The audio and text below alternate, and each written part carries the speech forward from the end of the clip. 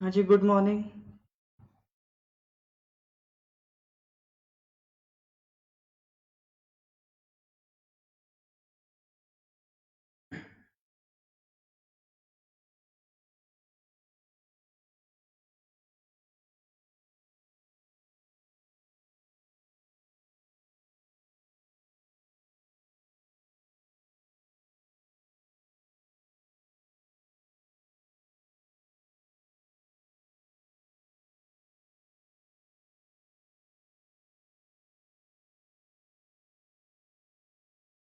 आ जाएं सब लोग, फिर स्टार्ट करते हैं।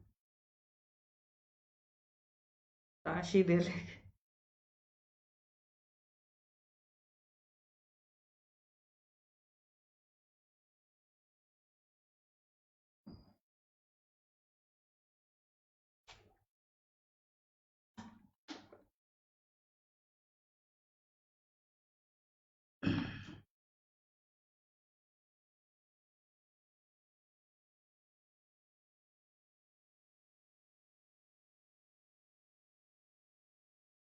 शुभ प्रभात।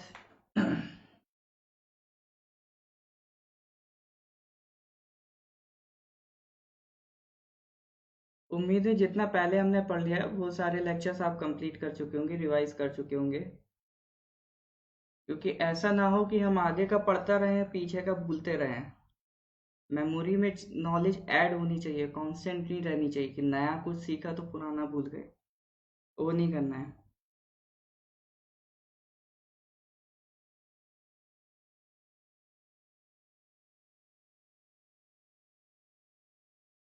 Good morning everyone. जल्दी से कनेक्ट हो जाएं सब लोग, फिर स्टार्ट करते हैं।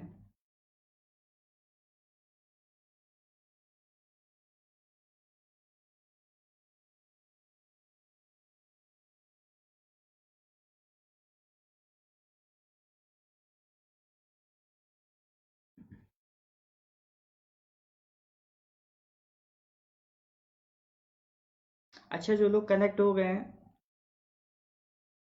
उनको चलिए हम तब तक थोड़ा एक्स्ट्रा क्वेश्चन कर लेते हैं। ऐसे ही आप रैंडमली बताइए। हम्म,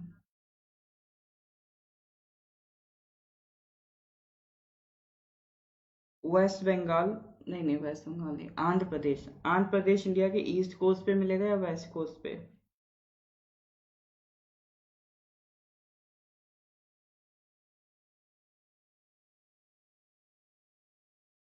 गुड मॉर्निंग।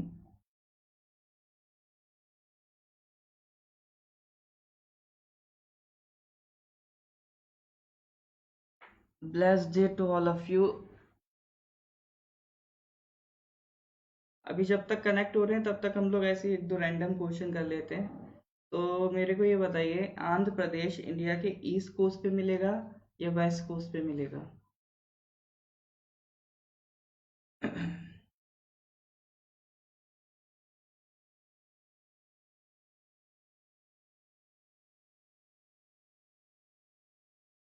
चलिए, आंसर आ रहा है ईस्ट कोस्ट पे। अच्छा, ईरान की कैपिटल क्या है, ईरान की?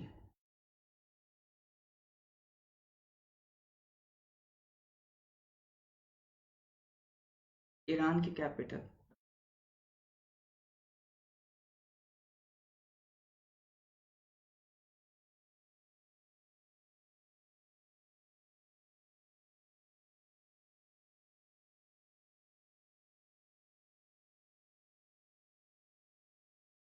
आंसर नहीं आया अभी तक। चलिए, हाँ, ईरान की कैपिटल आपका तेहरान है। ठीक है।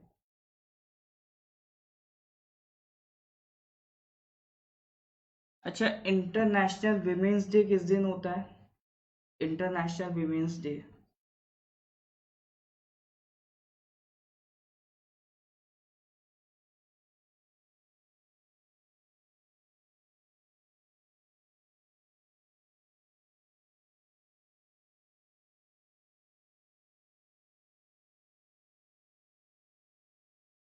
गुड, बहुत बढ़िया। बांग्लादेश, उड़ीसा, आंध्र प्रदेश, तमिलनाडु, अपने ईस्ट साइड वाले।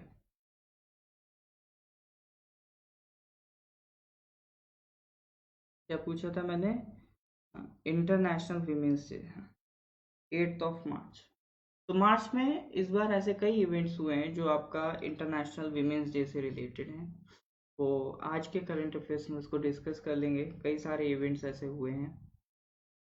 एक तो हमने पढ़ा ही था, जैसे BBC Indian sports women of the year award किसको मिला है? BBC Indian sports women of the year award 2021 में, ये पढ़ चुके हैं हम लोग।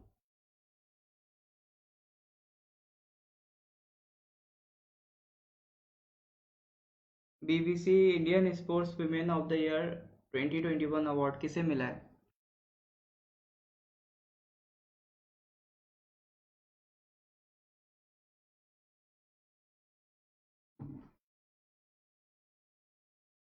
ये पढ़ चुके हैं, ये सब रिवीजन से याद रहेगा। हाँ, हम्पी, कोनेरू हम्पी, ठीक है, कोनेरू हम्पी को मिला है।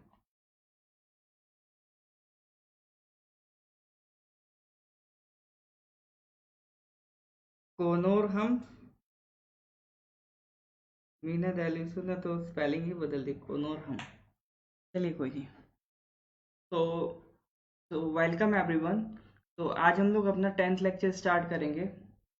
जो डेली जीके क्वेश्चंस हम करते आ रहे हैं उन्हीं के रेलिवेंट हम क्वेश्चंस करेंगे। अभी हम अपना हिस्ट्री और ज्योग्राफी वाला पोर्शन कर रहे हैं। इसके अलावा आगे भी इसी फॉर्म में हम इसे कंटिन्यू करेंगे, ठीक है। तो चलिए नेक्स्ट पार्ट पे आते हैं।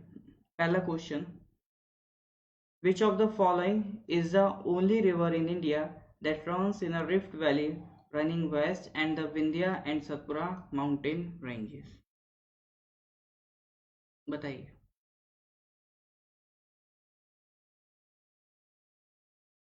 क्वेश्चन पढ़िए, आंसर दीजिए।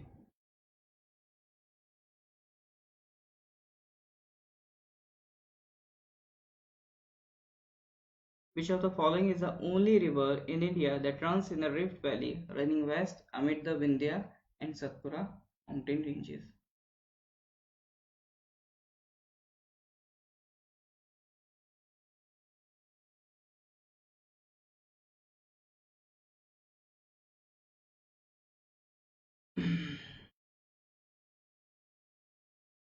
कुछ ऐसा सीन है,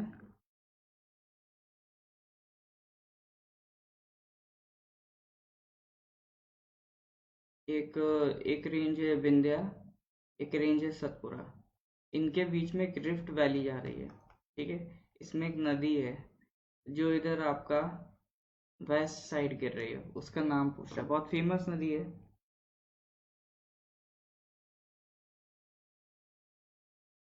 जी, बहुत फेमस नदी है। बहुत बढ़िया,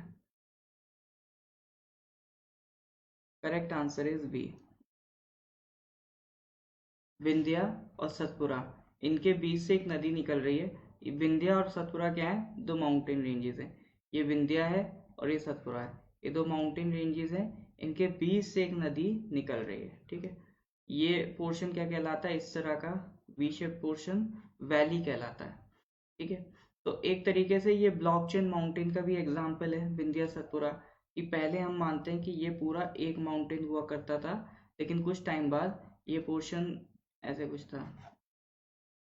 पहले हम मानते हैं कई साल पहले ये पूरा एक ऐसे ब्लॉक हुआ करता था, बट कुछ टाइम बाद यहाँ पर क्रैक्स डेवलप हो गए, तो ये पोर्शन इधर चला गया, ये पोर्शन इधर चला गया, और यहाँ क्या क्रिएट हो गई? यहाँ क्रिएट हो गई एक वैली। तो अब ये कुछ ऐसा बचा है, एक साइड विंध्या माउंटेन, एक साइड सतपुरा, और नीचे जो पोर्शन बचा उसमें एक रिवर आ गई, नर्मदा। तो ये जो विंध्या सतपुरा है ये आपका ब्लॉक माउंटेन्स के एग्जाम्पल होते हैं। जैसे ये जा रहा है आपका, इधर विंध्या है, इधर सतपुरा है, इनके बीच से एक नदी जा रही है, नदी का नाम क्या है? नर्मदा। नर्मदा किधर जा रही है? ईस्ट जा रही है या वेस्ट जा रही है? नर्मदा आपका वेस्ट जा रही है, ठीक है। नर्मदा आपका किधर जाएगी? वेस्ट में जाएगी।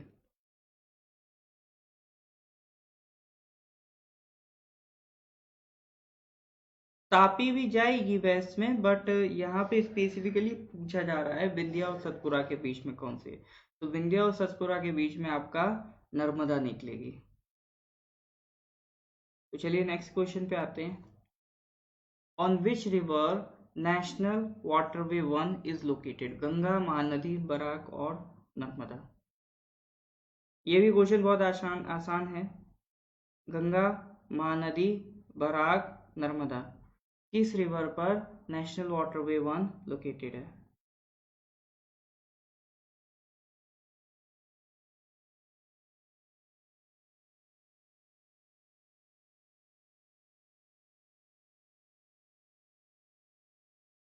जल्दी से आंसर दीजिए। देखिए, जो नेशनल वाटरवे 1 है, ये हमारे लिए बहुत इंपॉर्टेंस रखता है। इसकी इम्पोर्टेंस हमारे लिए काफ़ी है और ये एग्ज़ाम में पूछे जाने के काफ़ी हाईली प्रोबेबल है। काफ़ी ज़्यादा चांसेस हैं आपसे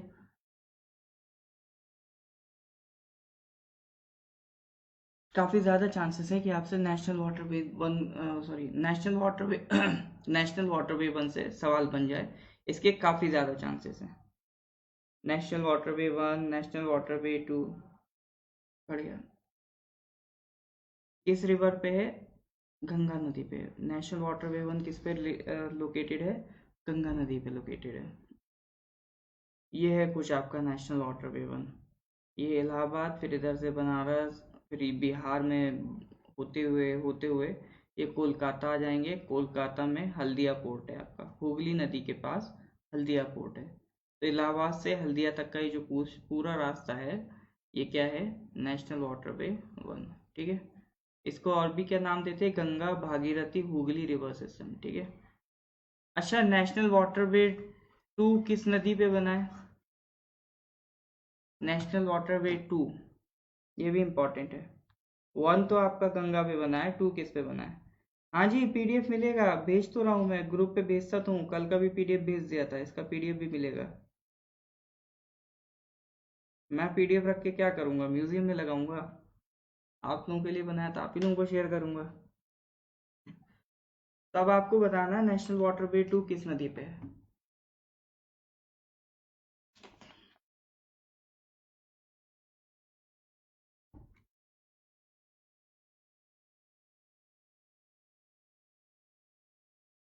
बहुत बढ़िया। गुड मॉर्निंग अमन। हाँ, तो नेशनल वाटरवे 2 आपका ब्रह्मपुत्र पे। तो ये चीज़ याद रखिएगा, ये बेसिक सवाल आते रहते हैं। ठीक है। नेशनल वाटरवे 1 किस पे है, नेशनल वाटरवे 2 किस पे है, ये बेसिक सवाल आते रहते हैं। तो आज वाटरवे 1 हमने डिस्कस कर लिया। कहाँ से कहाँ तक? इलाहाबाद से हल्दिया। किस नदी पे है? गंगा नदी पे। दो ही तरह के सवाल इंपॉर्टेंट है, किस नदी पर है और कहाँ से कहाँ तक है। ठीक है, इतना याद है। और मेनली नदी, नदी मेनली याद रखिए कि जो वाटरवे है वो किस नदी पे है। तो अगर वाटरवे से सवाल आएगा तो 99.99% चांस है या तो वो 1 पूछेगा या 2 पूछेगा। ठीक है। नेक्स्ट क्वेश्चन आते हैं। On which river Hirakud dam is situated? अब ये तो हम लोग कई बार कर चुके हैं। हीराकुड डैम किस नदी पे सिचुएटेड है? एक बार और बताइए। नहीं चांदी जी, ठीक हूँ, बस थोड़ा सा आवाज़ का प्रॉब्लम हो गया है। कभी कभी हो जाता है, कभी कभी ऐसा भी होता है, सुबह सो के उठो तो एकदम से आवाज़ थोड़ा सा रुक रुक के निकलती है। On which river Hirakud dam is situated? मेघना, महानदी, कृष्णा, कावेरी। एक्चुअली कल थोड़ा सा फीवर भी आ गया था, तो हो सकता है उसकी वजह से भी हो, बट अभी तो ठीक है। On which river Hirakud dam is situated? मेघना, महानदी, कृष्णा, कावेरी। बताइए। महानदी, उड़ीसा। पक्का लॉक कर दिया जाए? चलिए, महानदी उड़ीसा। तो मेरे को एक बात बताइए, महानदी का ओरिजिन कहाँ से होता है? महानदी का ओरिजिन बताइए। ये तो हम लोग कई बार देख चुके हैं। हीराकुद डैम किस नदी पे? महानदी पे है। आज आपको बताना है ओरिजिन ऑफ महानदी।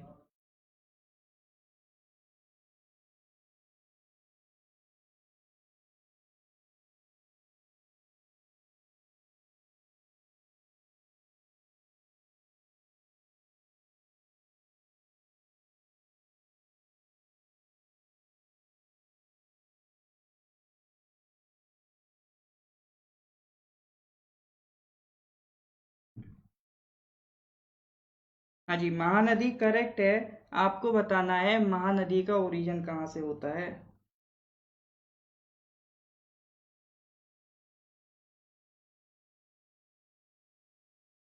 गंगोत्री।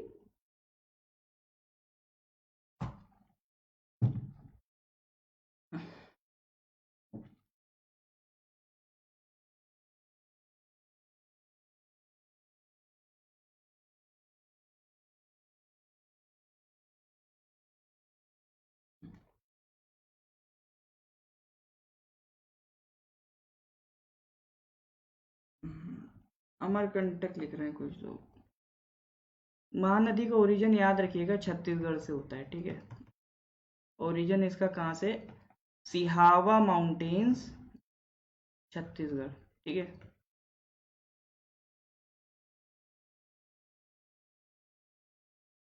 महानदी का ओरिजिन कहाँ से है, सिहावा माउंटेन, छत्तीसगढ़। अच्छा, मेघना किन दो नदियों से मिलके बनी है, मेघना?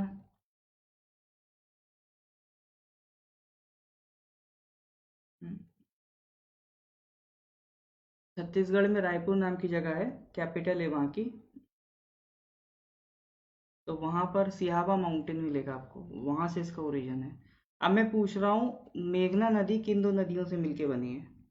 मेघना नदी किस किस नदी से मिलके बनी है? भूल गए, कोई बात नहीं, रिवाइज हो जाएगा।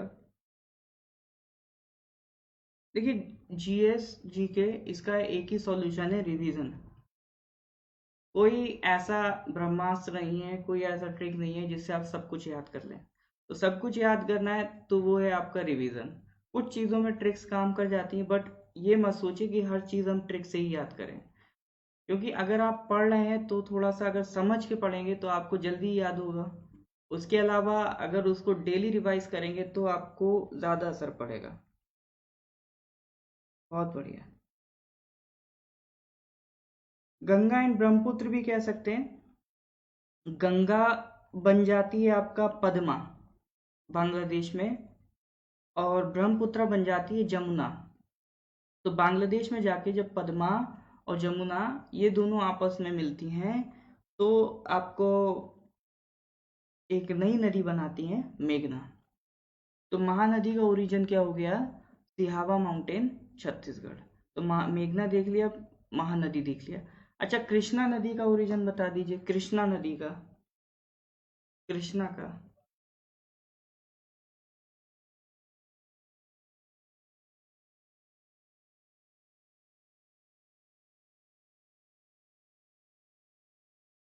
कृष्णा का बता दीजिए।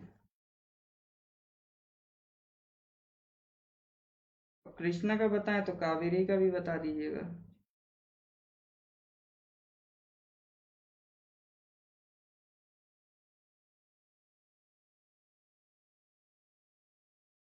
Good morning.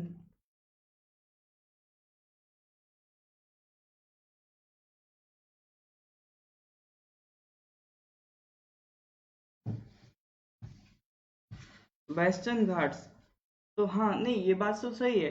वेस्टर्न घाट से ही आपका कृष्णा भी निकल रही है, कावेरी भी निकल रही है। थोड़ा सा प्रिसाइज बता दीजिए कौन से माउंटेन है, या स्टेट बता दीजिए। ओरिजिन पूछने का मतलब है, मैं पूछ रहा हूँ कौन सा माउंटेन है और कौन सा स्टेट है। वेस्टर्न घाट में तो आपका महाराष्ट्र भी आ जाता है, कर्नाटका भी आ जाता है। तो रिगार्डिंग का कृष्णा कौन सा स्टेट है, और माउंटेन अगर बता सकते हैं तो बहुत बढ़िया रहेगा। Very good. कृष्णा का जो ओरिजिन है आपका, कृष्णा का ओरिजिन है आपका महाबलेश्वर माउंटेन, ठीक है। महाबलेश्वर माउंटेन, ये कहाँ मिलेगा, मुंबई में। महाबलेश्वर, सॉरी, महाराष्ट्र, महाराष्ट्र। यहाँ एक मंदिर भी है, बहुत फेमस है, ठीक है। इसका ओरिजिन कहाँ से है, Mahabaleshwar, Maharashtra. In the same manner Kaveri, Kaveri का बताइए। I will be making a journey back to word at 9 AM। कोई दिक्कत नहीं, आपका जितना पॉसिबल हो उतना अटेंड कर लीजिए, बाकी ट्राई करिए, लाइव देख लीजिए। अदरवाइज लाइव भी ना देख पा रहे, मतलब रिकॉर्डेड देख लीजिए, रिकॉर्डेड भी ना देख पा रहे हो तो क्वेश्चंस का पीडीएफ आपको मिल ही जाता है, उसको देख लीजिए। मेन चीज़ है सवाल नहीं रुकने चाहिए, सवाल ज़्यादा से ज़्यादा करिए। बस ये रहता है कि क्लास में अगर आप रहेंगे तो सिर्फ पीडीएफ वाले क्वेश्चन नहीं, उनसे रिलेटेड आसपास के आजू बाजू के भी क्वेश्चन हम डिस्कस कर लेते हैं। तो पीडीएफ में तो सिर्फ 20-25 सवाल होते हैं, क्लास में अगर आप काउंट करेंगे हम तो 40-50 तो कर ही लेते हैं। तो अब बताइए, कावेरी, कावेरी किधर है? ब्रह्मागिरी हिल्स, ठीक है। कावेरी कहाँ से निकल रही है? ब्रह्मागिरी हिल्स, स्टेट इसका कर्नाटका, ठीक है। कावेरी कहाँ से ओरिजिनेट कर रही है? कर्नाटका से। Ganga of the south Godavari को कहते हैं, ठीक है, गोदावरी को कहेंगे गंगा ऑफ द साउथ, दक्षिण गंगा। वैसे एक क्वेश्चन है आगे आपके लिए ये, ठीक है। तो इस सवाल में हमने कितना कुछ देखा। हीराकुद डैम किस नदी पे है? कृष्णा नदी पे है, उड़ीसा, वो सॉरी, महानदी पे है, और कहाँ पर है आपका? उड़ीसा में। फिर हमने महानदी का ओरिजिन देखा, सिहावा माउंटेन्स इन छत्तीसगढ़। कृष्णा का ओरिजिन देखा, महाबलेश्वर, महाराष्ट्र। कावेरी का ओरिजिन देखा, ब्रह्मागिरी हिल्स, कर्नाटका। मेघना देखा कि पद्मा और जमुना ये दोनों मिलके क्या बना देती हैं? मेघना। तो चलिए नेक्स्ट क्वेश्चन पे आते हैं, question number 4। Which of the following is known as Dakshin Ganga? Krishna, Mahanadi, Godavari या कावेरी?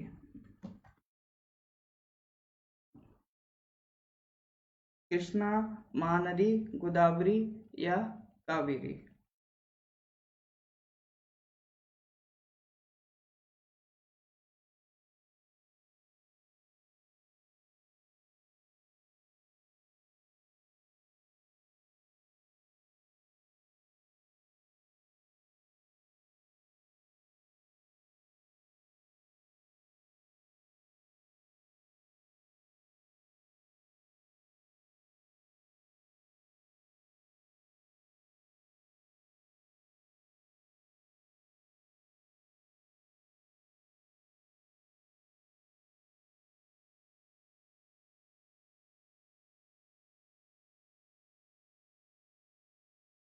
गोदावरी, डी भी लगा रहे हैं, कावेरी। उपांग अभी तो हमने बताया था, ये दक्षिण Ganga, Ganga of the south, just अभी देखा था, गोदावरी, ठीक है। तो ये भी आपका वेस्टर्न घाट की नदी है, त्रिम्बकेश्वर नाम की एक जगह है महाराष्ट्र में, त्रिम्बकेश्वर, महाराष्ट्र में, वहां से इसका ओरिजिन होगा, ठीक है। गोदावरी का ओरिजिन कहाँ से? Trimbakeshwar in Maharashtra. It is also known as the Dakshin Ganga. तो आज हम लोग अगर बेसिकली बात करें तो महानदी, गोदावरी, कृष्णा, कावेरी, पेनिनसुलर इंडिया की ये 4 मेजर नदी हैं। तो इनके आज हमने ओरिजिन पढ़ लिए, तो जल्दी से रिवाइज कर लीजिए। महानदी का ओरिजिन क्या था? महानदी का ओरिजिन था सिहावा माउंटेन, छत्तीसगढ़। गोदावरी का ओरिजिन था त्रिम्बकेश्वर, महाराष्ट्र। कृष्णा का ओरिजिन था, क्या था कृष्णा का ओरिजिन? बताइए।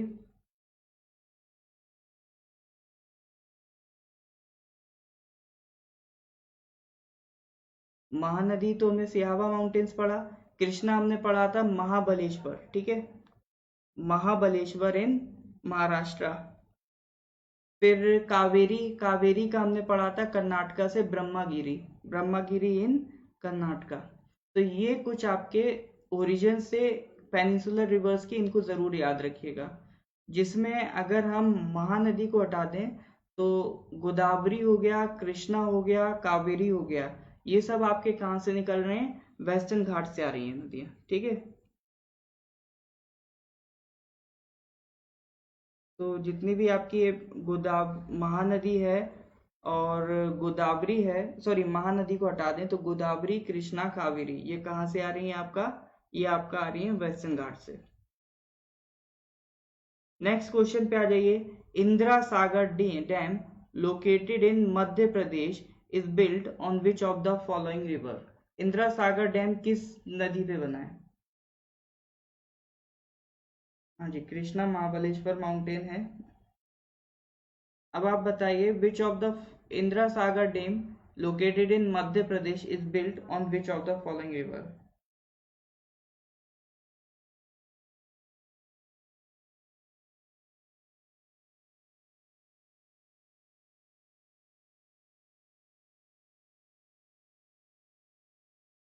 इंदिरा सागर डैम किस नदी पे बना है?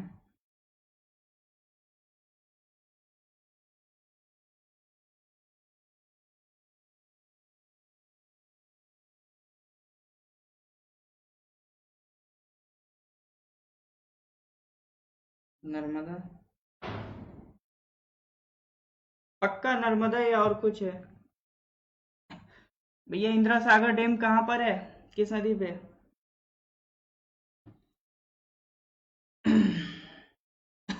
चलिए, correct answer is Narmada. Indira Sagar dam आपका नर्मदा नदी पे। अच्छा, नर्मदा का भी तो ओरिजिन हमने पढ़ा था, नर्मदा का ओरिजिन बताइए।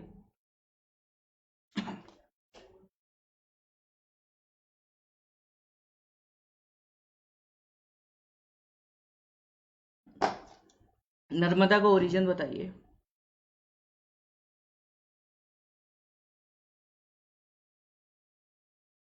No idea? Get an idea, मिलेगा आइडिया। नर्मदा का ओरिजिन हम पहले भी डिस्कस कर चुके हैं। देखिए, यही चीज होता है, अलर्टनेस बढ़ाइए। एक बार जो क्लास में डिस्कस हो जाए, या कोशिश करिए वो आप भूले नहीं। एक्स्ट्रा जो भी हो वो चीजें लिख लिया करिए।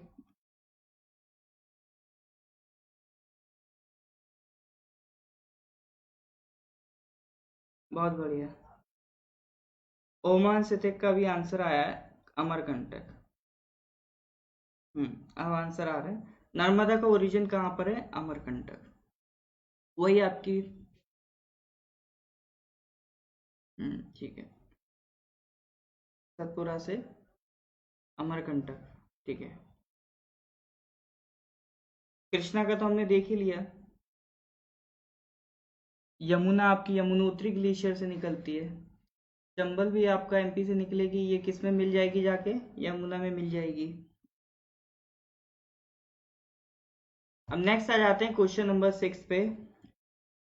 Krishna Raja Sagar dam located in Karnataka built on which of the following rivers? Kaveri, Godavari, Krishna, Mahanadi. Krishna Raja Sagar dam किस नदी पे बना हुआ है? अमरकंटक तुक्का सही बैठ गया।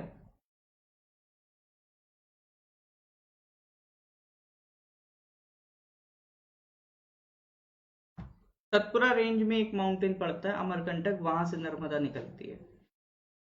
तो कृष्णा राजा सागर डैम मैंने पूछा है, जो कि कर्नाटका में लोकेटेड है, वो किस नदी पे बना है? कावेरी, गोदावरी, कृष्णा, महानदी।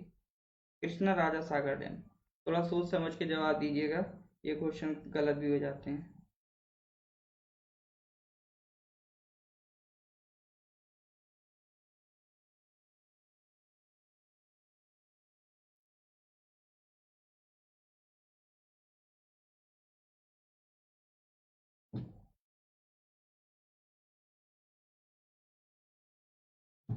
मैंने कहा था इसको थोड़ा सा सोच समझ के जवाब दीजिएगा, ये क्वेश्चन गुमराह करता है। कृष्णा राजा सागर डैम नाम से गुमराह कर रहा है, इसको थोड़ा सा ध्यान से देखिएगा।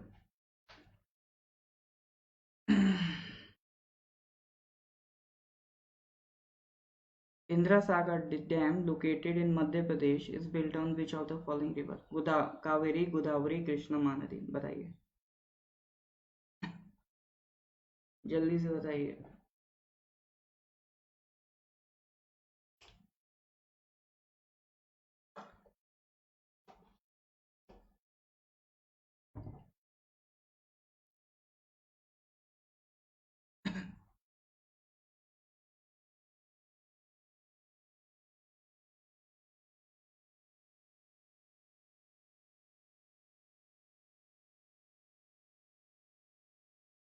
बढ़िया। Correct answer is Kaveri. ठीक है, कावेरी पे है आपका Krishna Raja Sagar dam located in Karnataka. Krishna नदी नहीं है, ये कंफ्यूज करती है। ठीक है, अब देखिए रिवीजन कैसे होता है। ये 3 नदियां हम पहले पढ़ के आ चुके हैं, गोदावरी भी पढ़ ली, कृष्णा भी पढ़ ली, महानदी भी पढ़ ली। तो एक बार फिर से याद करिए, महानदी, इस पे कौन सा डैम पढ़ा था हमने? महानदी पे हम पढ़ के आए हैं कौन सा डैम? जस्ट अभी पढ़ा था, हीराकुद डैम। हीराकुद डैम उड़ीसा। फिर इसका हमने देखा था महानदी का ओरिजिन कहाँ से है, जस्ट अभी हम देख के आए हैं। तो महानदी का ओरिजिन हमने देखा था सिहावा माउंटेन्स इन छत्तीसगढ़। फिर हम गोदावरी भी देख के आए हैं, कृष्णा भी देख के आए हैं, कावेरी भी देख के आए हैं। गोदावरी में हमने कहा था महाराष्ट्र में एक जगह है त्र्यंबकेश्वर। कृष्णा में हमने कहा था महाराष्ट्र में महाबलेश्वर। कावेरी में हमने कहा था कर्नाटका में क्या था, ब्रह्मगिरी। ठीक है, तो पहले तो ये क्लियर कर लीजिए, महानदी तो अपना छत्तीसगढ़ से ओरिजिनेट हो रही है। गोदावरी कृष्णा ये कहाँ से ओरिजिनेट हो रही है? महाराष्ट्र से। और कावेरी कहाँ से ओरिजिनेट हो रही है? कर्नाटका से। ठीक है, तो महाराष्ट्र में कृष्णा, कृष्णा का ओरिजिन क्या था? महाबलेश्वर। और गोदावरी का ओरिजिन क्या है? त्र्यंबकेश्वर। कावेरी का ओरिजिन ब्रह्मगिरी। तो ये सब चीजें बार बार जैसे जैसे आप रिवाइज करते जाएंगे आप कर पाएंगे इनको। ठीक है, जितना आप इनको रिवाइज करेंगे उतना फायदा है।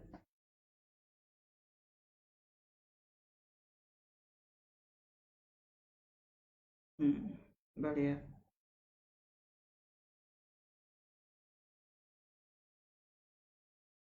चलिए नेक्स्ट क्वेश्चन पे आते हैं। Question number 7, which of the following river is the home for fresh water dolphins?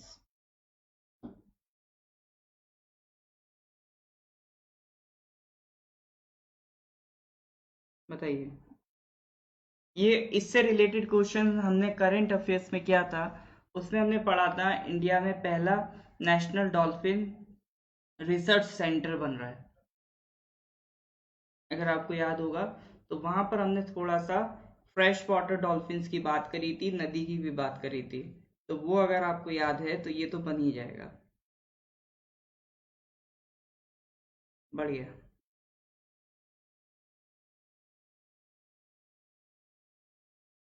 सोच के अच्छे से जवाब दीजिए। फ्रेश वाटर डॉल्फिन के लिए कौन सी जगह फेमस है आपका?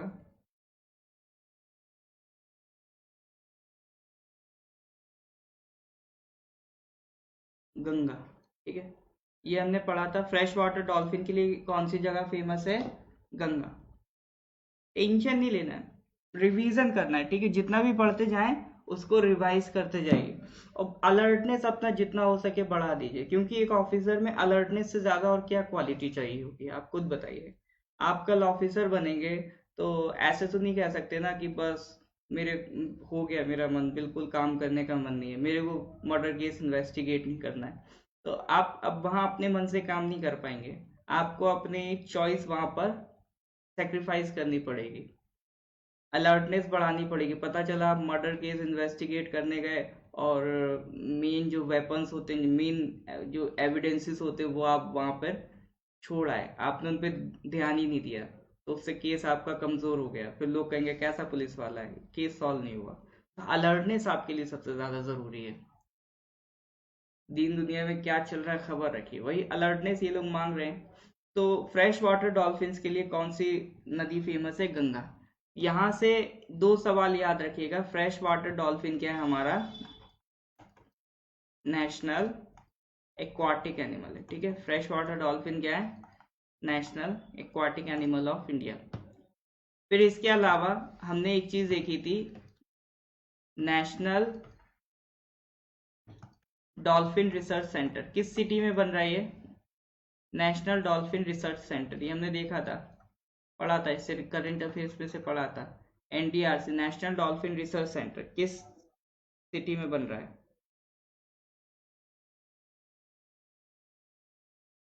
हाँ, ब्रह्मपुत्र में भी दिख ही जाता है, बट यहाँ पर मेनली कहाँ मिल रहा है? गंगा में। तो नेशनल डॉल्फिन रिसर्च सेंटर आपका कहाँ बनेगा? पटना। कहाँ बन रहा है? Patna.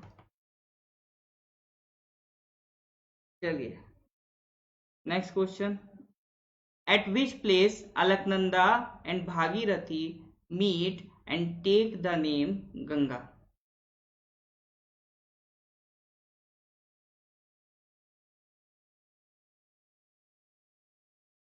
At which place Alaknanda and Bhagirathi meet and take the name Ganga? ये वाला सवाल बताइए।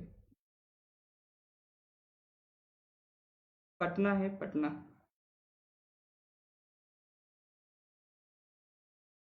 चार ऑप्शन है आपके पास, देवप्रयाग, इलाहाबाद, हरिद्वार, ऋषिकेश। अलकनंदा और भागीरथी के मीटिंग पॉइंट को क्या कहते हैं? वैसे ये आसान सवाल है। बढ़िया, बहुत बढ़िया। Correct answer is A, Devprayag. ठीक है, at which place Alaknanda and Bhagirathi meet and take the name Ganga? Correct answer is A, Devprayag. एक तरफ से भागीरथी आती है, एक तरफ से अलकनंदा आती है, यहाँ पे दोनों मिल गए तो क्या नाम पड़ जाएगा? देवप्रयाग मीटिंग पॉइंट का नाम। और यहाँ से जो नदी बन जाएगी अब ये गंगा। जो प्रयाग होता है, प्रयाग का मतलब ही होता है मीटिंग पॉइंट। ठीक है, प्रयाग का मतलब क्या है? जंक्शन, जहां पर दो या दो से ज्यादा चीजें मिल रही हो, वो क्या कहलाता है? प्रयाग। तो ये कुछ हमारे फेमस प्रयाग्स हैं, यमुनोत्री, गंगोत्री, केदारनाथ, बद्रीनाथ। ठीक है, ये चार जगह हैं आपकी। ठीक है, यहाँ पर चार माउंटेन भी हैं। यमुनोत्री में माउंटेन है आपका बंदर पूंछ। ठीक है, बंदर पूंछ। गंगोत्री में माउंटेन है आपका गौमुख। केदारनाथ बद्रीनाथ तो खुद माउंटेन है, बट केदारनाथ में ग्लेशियर है, नाम है उसका चोराबारी ग्लेशियर। ठीक है, इसी तरह से बद्रीनाथ में ग्लेशियर है, ततोपंथ ग्लेशियर। तो चार जगह है, बंदरपूंछ, गौमुख, केदारनाथ, बद्रीनाथ, ये चार माउंटेन हैं। चार ग्लेशियर है यहाँ पर, यमुनोत्री, गंगोत्री, चोराबारी और सतोपंथ, ये चार ग्लेशियर हैं। अब यहां से कौन कौन सी नदियां मिल रही हैं? तो बद्रीनाथ से एक नदी निकलती है, अलकनंदा। ठीक है, कभी कंफ्यूज नहीं करना है, बद्रीनाथ से एक नदी निकलती है, अलकनंदा। इसमें अलग अलग नदियां आके मिलती हैं, तो अलग अलग प्रयाग देखने को मिलते हैं। सबसे पहले धौली गंगा मिली, विष्णु प्रयाग, नंदाकिनी मिली, नंद प्रयाग, पिंडारी गंगा मिली, कर्ण प्रयाग। फिर इस केदारनाथ या कह सकते हैं चोराबारी ग्लेशियर से एक नदी आई, नदी का नाम था मंदाकिनी। ये जहां पर आके मिल गई वो कहलाने लगा रुद्रप्रयाग।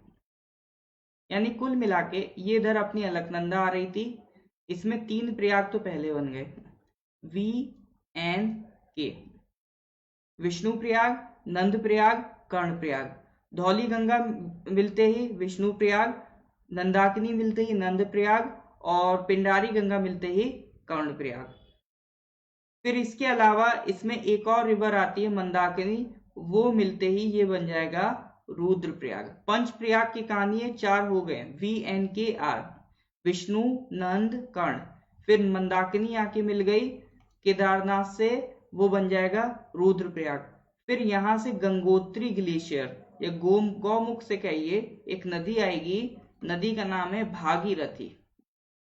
ठीक है, भागीरथी इसको जैसी मीट करेगी उस पॉइंट को क्या कहेंगे? देवप्रयाग।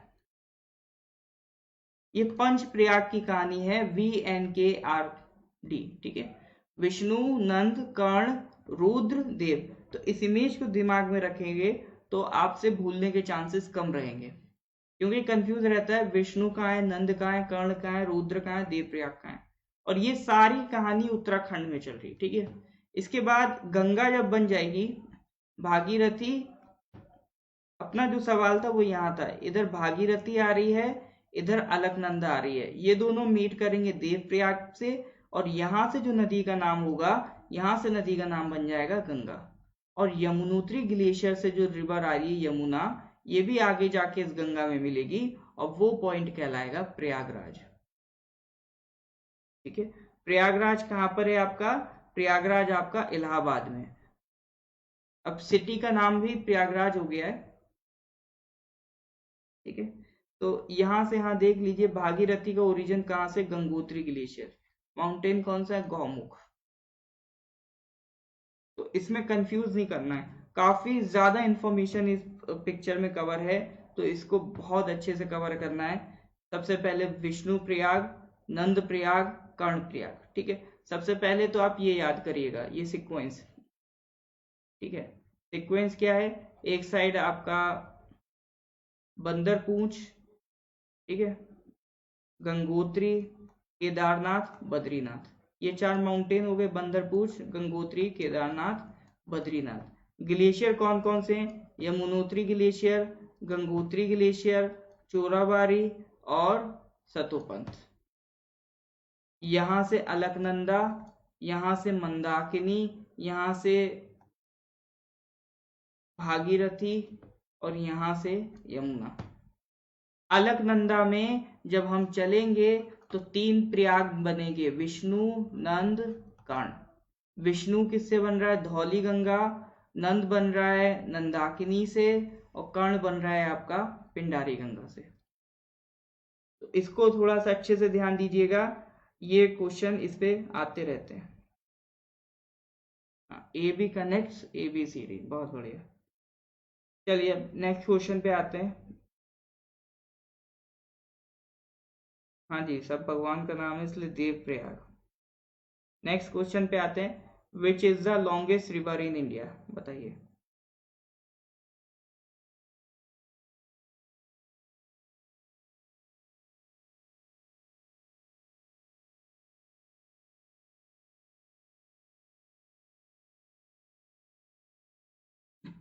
विच is the longest river in India? बताइए।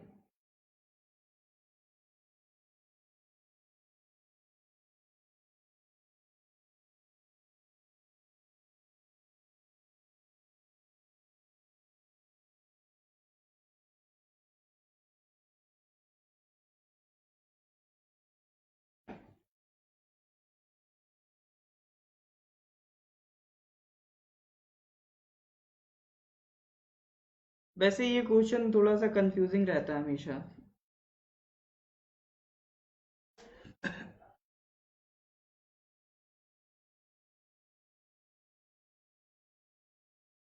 हाँ जी, Hooghly river is the distributary of Ganga river. ये क्वेश्चन थोड़ा सा कंफ्यूजिंग रहता है। गंगा लगाएंगे तो नील वर्ड की है भैया, नील वर्ड की है। वर्ड की लॉन्गेस्ट रिवर कौन सी है? नील। हाँ, बासिंग जी का आंसर ठीक है। अगर ओवरऑल की बात करी जाएगी तो आंसर हो जाएगा ब्रह्मपुत्र। एक मिनट, कमेंट्स बंद हो गए आपके, ऑन कर लूं। हाँ जी, देखिए इंडिया में बड़ी बड़ी नदियों में गंगा है, ब्रह्मपुत्र है, इंडस है। तो अगर ओवरऑल लेंथ आप काउंट करेंगे तो ब्रह्मपुत्र आंसर है। ठीक है, हम यहाँ पर ओवरऑल लेंथ लेके चल रहे हैं। ठीक है, ओवरऑल लेंथ लेके चल रहे हैं तो करेक्ट आंसर हो जाएगा ब्रह्मपुत्र। बट स्पेसिफिकली पूछ दे कि flowing in India, longest river flowing in India, अगर फ्लोइंग वर्ड ऐड कर दे तो ध्यान रखिएगा इसको गंगा कर देना है।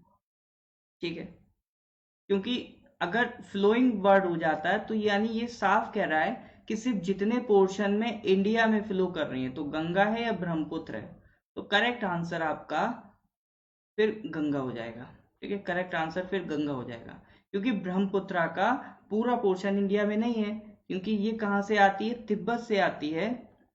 फिर तिब्बत से इधर नामचा बरवा से यू टर्न लेती है, अरुणाचल में इसका नाम दिबांग दिहांग हो जाता है, फिर ये वहां से आसाम फिर बांग्लादेश जाती है। तो अरुणाचल और आसाम एक बहुत स्पेसिफिक पोर्शन इसका इंडिया में रहता है।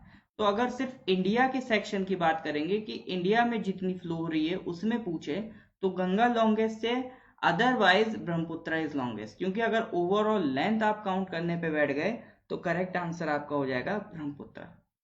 और वर्ल्ड में अगर बात करेंगे तो वर्ल्ड में इज नील। वर्ल्ड में लॉन्गेस्ट रिवर कौन सी है? वर्ल्ड में है आपका नील। अच्छा, लार्जेस्ट रिवर इन इंडिया कौन सी होगी? लार्जेस्ट रिवर ब्रह्मपुत्र तो आपकी हो गई लॉन्गेस्ट। ओवरऑल लेंथ अगर देखें, लार्जेस्ट रिवर बताइए, लार्जेस्ट कौन सी होगी? Good morning.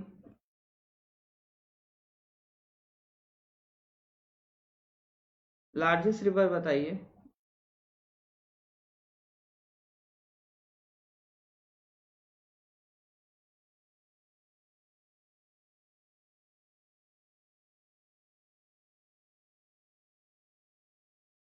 नहीं जी, वॉल्यूम वाइज अगर देखेंगे ना, अगर वॉल्यूम आप देखने पे आ गए तो लार्जेस्ट रिवर इंडिया की गंगा आएगी, ठीक है। वॉल्यूम वाइज देखेंगे तो लार्जेस्ट रिवर इंडिया की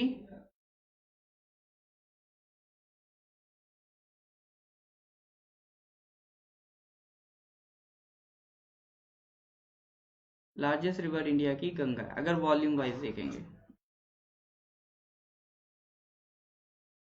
इंडिया में लार्जेस्ट रिवर इज गंगा। अच्छा, वर्ल्ड की लार्जेस्ट रिवर बताइए। लॉन्गेस्ट तो नाइल रिवर है, वर्ल्ड की लार्जेस्ट रिवर बताइए।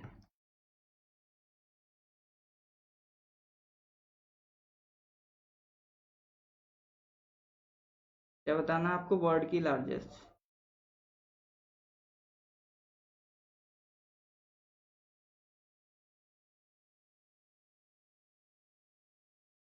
महानदी। महानदी कहाँ से आ गया? हाँ, बातेंगे, अब आपका आंसर ठीक है, फिर ये आ गया। वर्ल्ड की लार्जेस्ट अगर पूछ ले तो वर्ल्ड की लार्जेस्ट है आपकी अमेजोन, ठीक है। Amazon is the correct answer. बहुत बढ़िया। अमेजोन इस साउथ अमेरिका में मिलेगी अमेजोन नदी। नहीं नहीं, नील आपकी लॉन्गेस्ट है, लार्जेस्ट में आपकी अमेजोन है, और सेकंड लॉन्गेस्ट आपकी अमेजोन है। सॉरी, उल्टा बोल गया शायद मैं। लॉन्गेस्ट वर्ल्ड में नील है और लार्जेस्ट अमेजोन है। अमेजोन लार्जेस्ट भी है और सेकंड लॉन्गेस्ट भी है, ठीक है।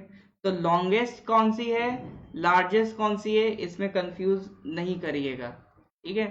अमेजोन में वर्ड्स ज्यादा हैं, लेटर्स ज्यादा हैं, तो ये क्या हो गई? लार्ज हो गई। नील में वर्ड्स कम हैं लेकिन लंबे लंबे हैं, एल लंबा वर्ड है, ठीक है। तो लॉन्गेस्ट, एल फॉर लॉन्गेस्ट, तो नील कैसी हो गई? लॉन्गेस्ट हो गई।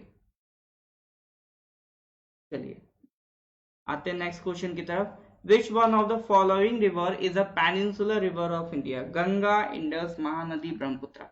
बहुत आसान सवाल है, ये गलत नहीं होना चाहिए। हाँ जी, वॉल्यूम वाइज गंगा है। हम एनसीईआरटी के हिसाब से चलते हैं, वॉल्यूम वाइज गंगा है।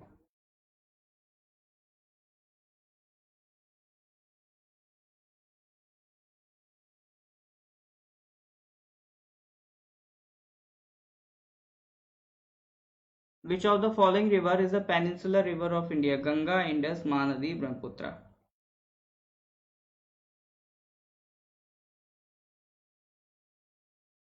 ये तो गलत नहीं हो सकता, हमें सबको पता है, अभी महानदी, गोदावरी, कृष्णा, कावेरी ये सब पढ़ के आ रहे हैं। तो अभी इसी बात पे महानदी का ओरिजिन लिख दीजिए जल्दी से। इसी बात पे जल्दी से महानदी का ओरिजिन लिख दीजिए। महानदी का ओरिजिन कहाँ से है?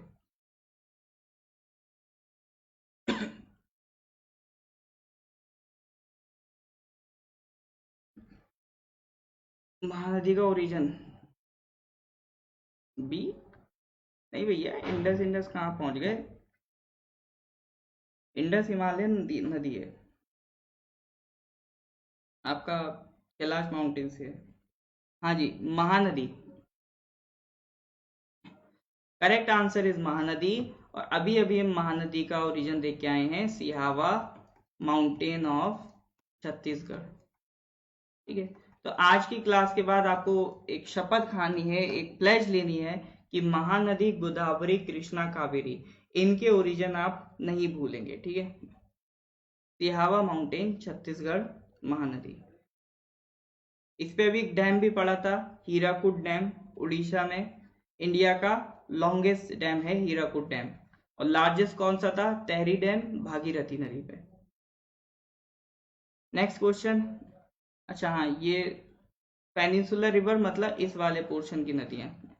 तो महानदी है, गोदावरी है, कृष्णा है, कावेरी है, ये सब क्या है? पेनिनसुलर है। महानदी इधर छत्तीसगढ़ से निकलेगी, गोदावरी और कृष्णा ये आपका महाराष्ट्र से निकल रही है। इधर त्र्यंबकेश्वर है, इधर आपका महाबलेश्वर है। कावेरी कर्नाटका से निकल रही है, ब्रह्मगिरी से। ठीक है, नेक्स्ट आ जाइए।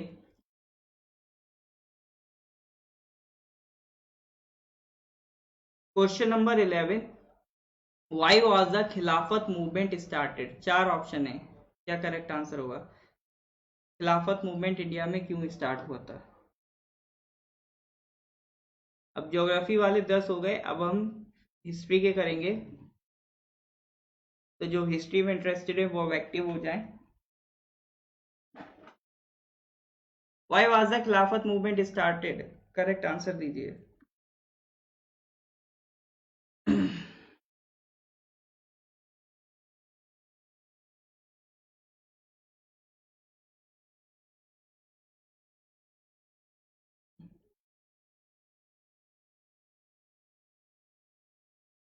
डी आंसर आ रहा है और लोगों के हिसाब से भी। बहुत बढ़िया, आसान सवाल था। Answer is D, to protest against the injustice done to Turkey. देखिए 1914 से 1918 ये टाइम था आपका वर्ल्ड वॉर 1 का। तो वर्ल्ड वॉर 1 में एक साइड तो आपका यूरोपियन कंट्रीज थी लाइक ब्रिटेन, और एक साइड आपका कंट्रीज थी लाइक, कंट्रीज क्या, एक एम्पायर होता था उस टाइम पे, ऑटोमन एम्पायर। जो आज का टर्की है वो यहाँ का कह सकते हैं लीडर था इस एम्पायर का, वहीं से ओरिजिनेट हुआ था। ऑटोमन एम्पायर और जर्मनी ये सब दूसरी साइड थे। तो इस वॉर को कौन जीत लेता है? ब्रिटेन जीत लेता है। तो अगर ब्रिटेन जीत लेगा तो वो क्या करेगा? ऑटोमन एम्पायर और जर्मनी को कंट्रोल करेगा। तो ऑटोमन एम्पायर को कंट्रोल करने के लिए वो क्या करेगा? ऑटोमन एम्पायर बेसिकली एक मुस्लिम एम्पायर अपने आप को कहते थे, और मुस्लिम्स में ये कैलिफ्स होते थे। कैलिफ्स यानी वो मानते थे कि हम लीडर हैं इस्लामिक रिलीजन के, अपने आप को वो लीडर मानते थे। सब इन्हें लीडर नहीं मानते थे, कुछ लोग मानते थे, कुछ नहीं मानते थे। मुगल्स ने नहीं माना इन्हें कभी लीडर। तो ऑटोमन एम्पायर में कौन होते थे? कैलिफ्स होते थे। तो ब्रिटेन क्या करेगा? ब्रिटेन इस ऑटोमन एम्पायर को ही खत्म कर देगा। वर्ल्ड वॉर 1 के बाद वो इस ऑटोमन एम्पायर को ही हटा देगा, और वहां पर एक नई कंट्री आपको देखने को मिलेगी, टर्की। टर्की एक नई कंट्री बना देगा, वहां पर डेमोक्रेसी आ जाएगी, और यहाँ से कैलिफ सिस्टम वो खत्म हो जाएगा। तो कैलिफ सिस्टम खत्म होता है और एक रिलीजियस एम्पायर खत्म हो रहा है। तो जो रिलीजियस एम्पायर खत्म होगा उस रिलीजन के लोगों को परेशानी होगी। तो इंडिया में भी यही हो रहा था, कई मुस्लिम इसके अगेंस्ट थे कि किस तरह से आपने ऑटोमन एम्पायर को खत्म करा, ये इनजस्टिस है, कैलिफ सिस्टम आपने खत्म कर दिया। क्योंकि कई लोग कैलिफ्स को लीडर मानते थे मुस्लिम वर्ल्ड का। तो इसी के लिए कई मुस्लिम्स गुस्सा थे, और गांधी जी इस चीज को देख रहे थे।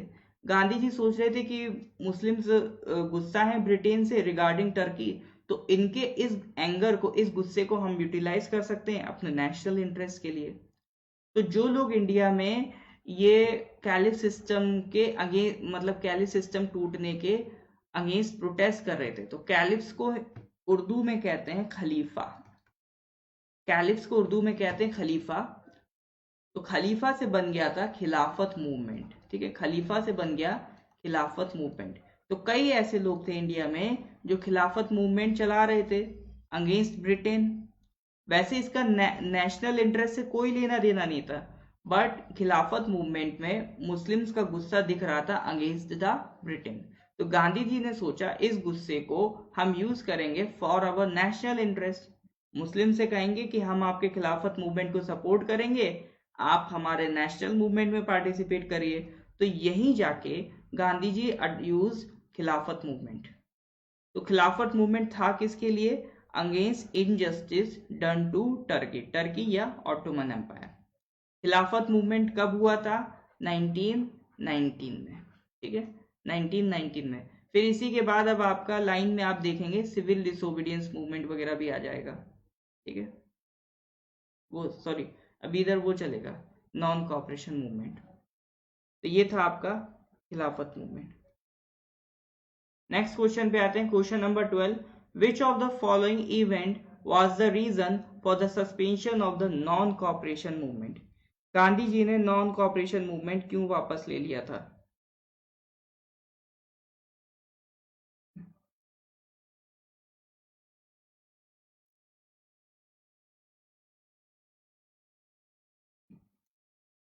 गांधी जी ने नॉन कॉपरेशन मूवमेंट क्यों वापस ले लिया था?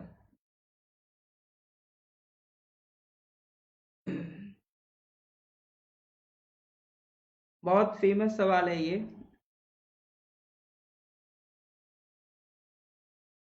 After the Chauri Chaura incident of 1922।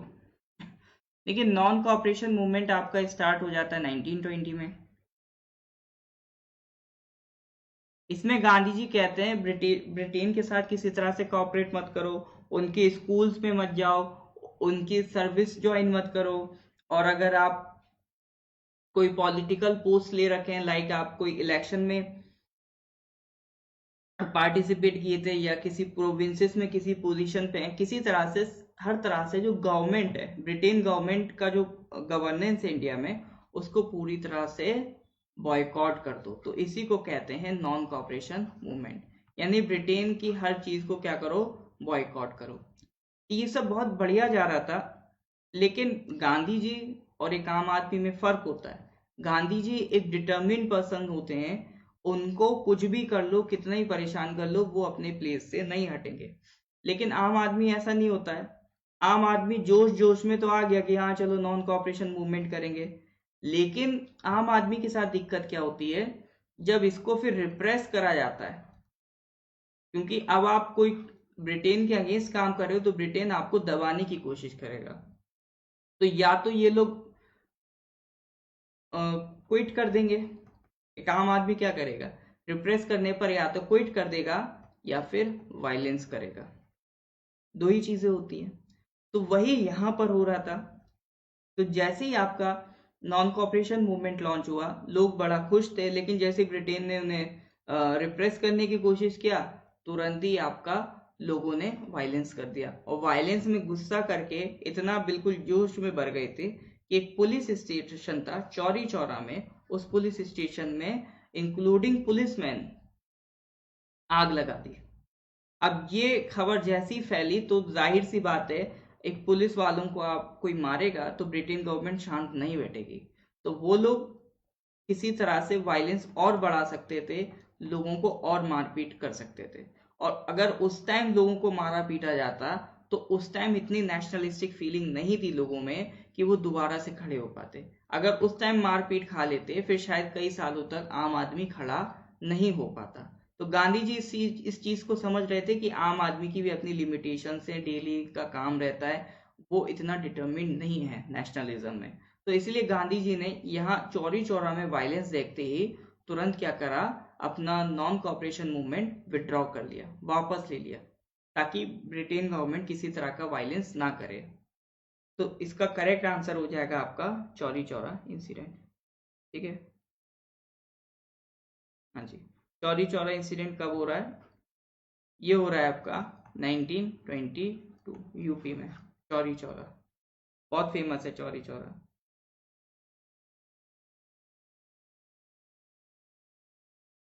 Next question, which of the following trio leaders referred to as Lal Bal Pal during the freedom movement? बताइए।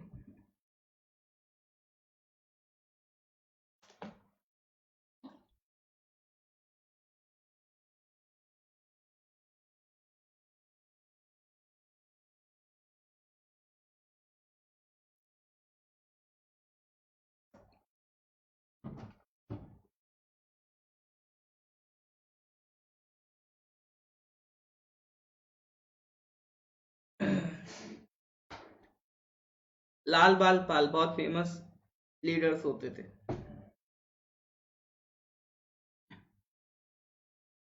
हाँ, तो करेक्ट आंसर है आपका लाला लाजपत राय, बाल गंगाधर तिलक एंड बिपिन चंद्र पाल। लाल बाल पाल किनको कहते थे? लाला लाजपत राय को, बाल गंगाधर तिलक को एंड बिपिन चंद्र पाल को कहते थे।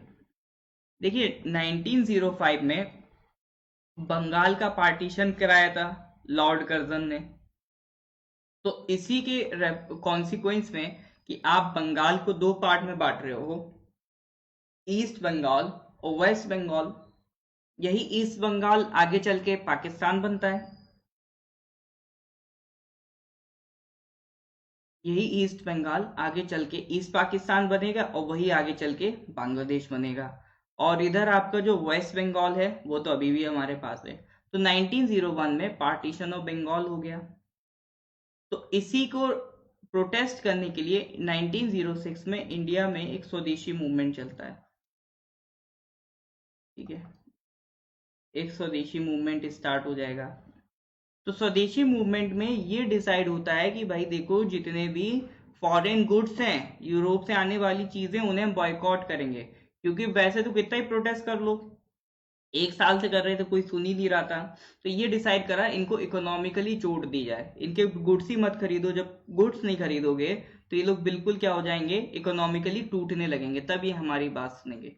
तो 1906 में एक स्वदेशी मूवमेंट स्टार्ट होता है। अच्छा, इसी टाइम इससे पहले के जो लीडर्स थे उनको कहते थे मॉडरेट्स। मॉडरेट्स में आपके औरोबिंदो घोष, ठीक है, और दादा भाई नेहरू, गोपाल कृष्ण गोखले, फिरोज शाह मेहता, ऐसे लीडर्स आते थे। तो मॉडरेट्स बहुत ज्यादा एक्टिवली अगेंस्ट द गवर्नमेंट नहीं जाते थे, वो बस ये कहते थे कि हमें ऑटोनॉमी मिल जाए, एक डोमिनियन मिल जाए। लेकिन 1905 के बाद, बंगाल के पार्टीशन के बाद, अब जो लीडर्स आ रहे हैं वो कह रहे हैं हमें तो पूरी आजादी चाहिए। तो उनको कहने लगे हम एक्सट्रीमिस्ट लीडर। वो कहते थे कोई ऑटोनॉमी ऑटोनॉमी कुछ नहीं, हमें चाहिए तो कंप्लीट आजादी चाहिए, और उसी को कहते हैं Swaraj, complete independence, self rule की बात होती है जब स्वराज मतलब सेल्फ रूल। तो जो एक्सट्रीमिस्ट लीडर आ रहे थे इसमें से 3 लीडर बहुत फेमस हुए इसी टाइम। इसी स्वदेशी मूवमेंट में 3 लीडर बहुत फेमस हुए। कोई भी यही कहता था अरे भाई लाल बाल पाल इनका बढ़िया चल रहा है, ये बहुत बढ़िया कर रहे हैं। तो लाल बाल पाल से ये तीनों लीडर फेमस हो गए। इसमें थे 3 नाम, क्या थे? लाला लाजपत राय, बाल गंगाधर तिलक और आपका बिपिन चंद्र पाल। ठीक है, लाला लाजपत राय, बाल गंगाधर तिलक और बिपिन चंद्र पाल।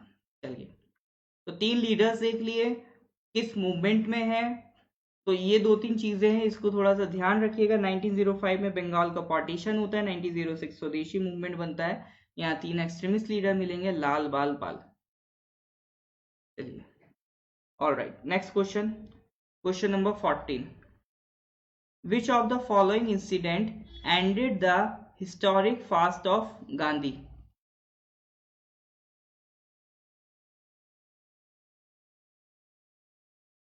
हाँ जी, 1905 में सूरत स्प्लिट भी होगा, very famous between moderate and extremist. गरम दाल।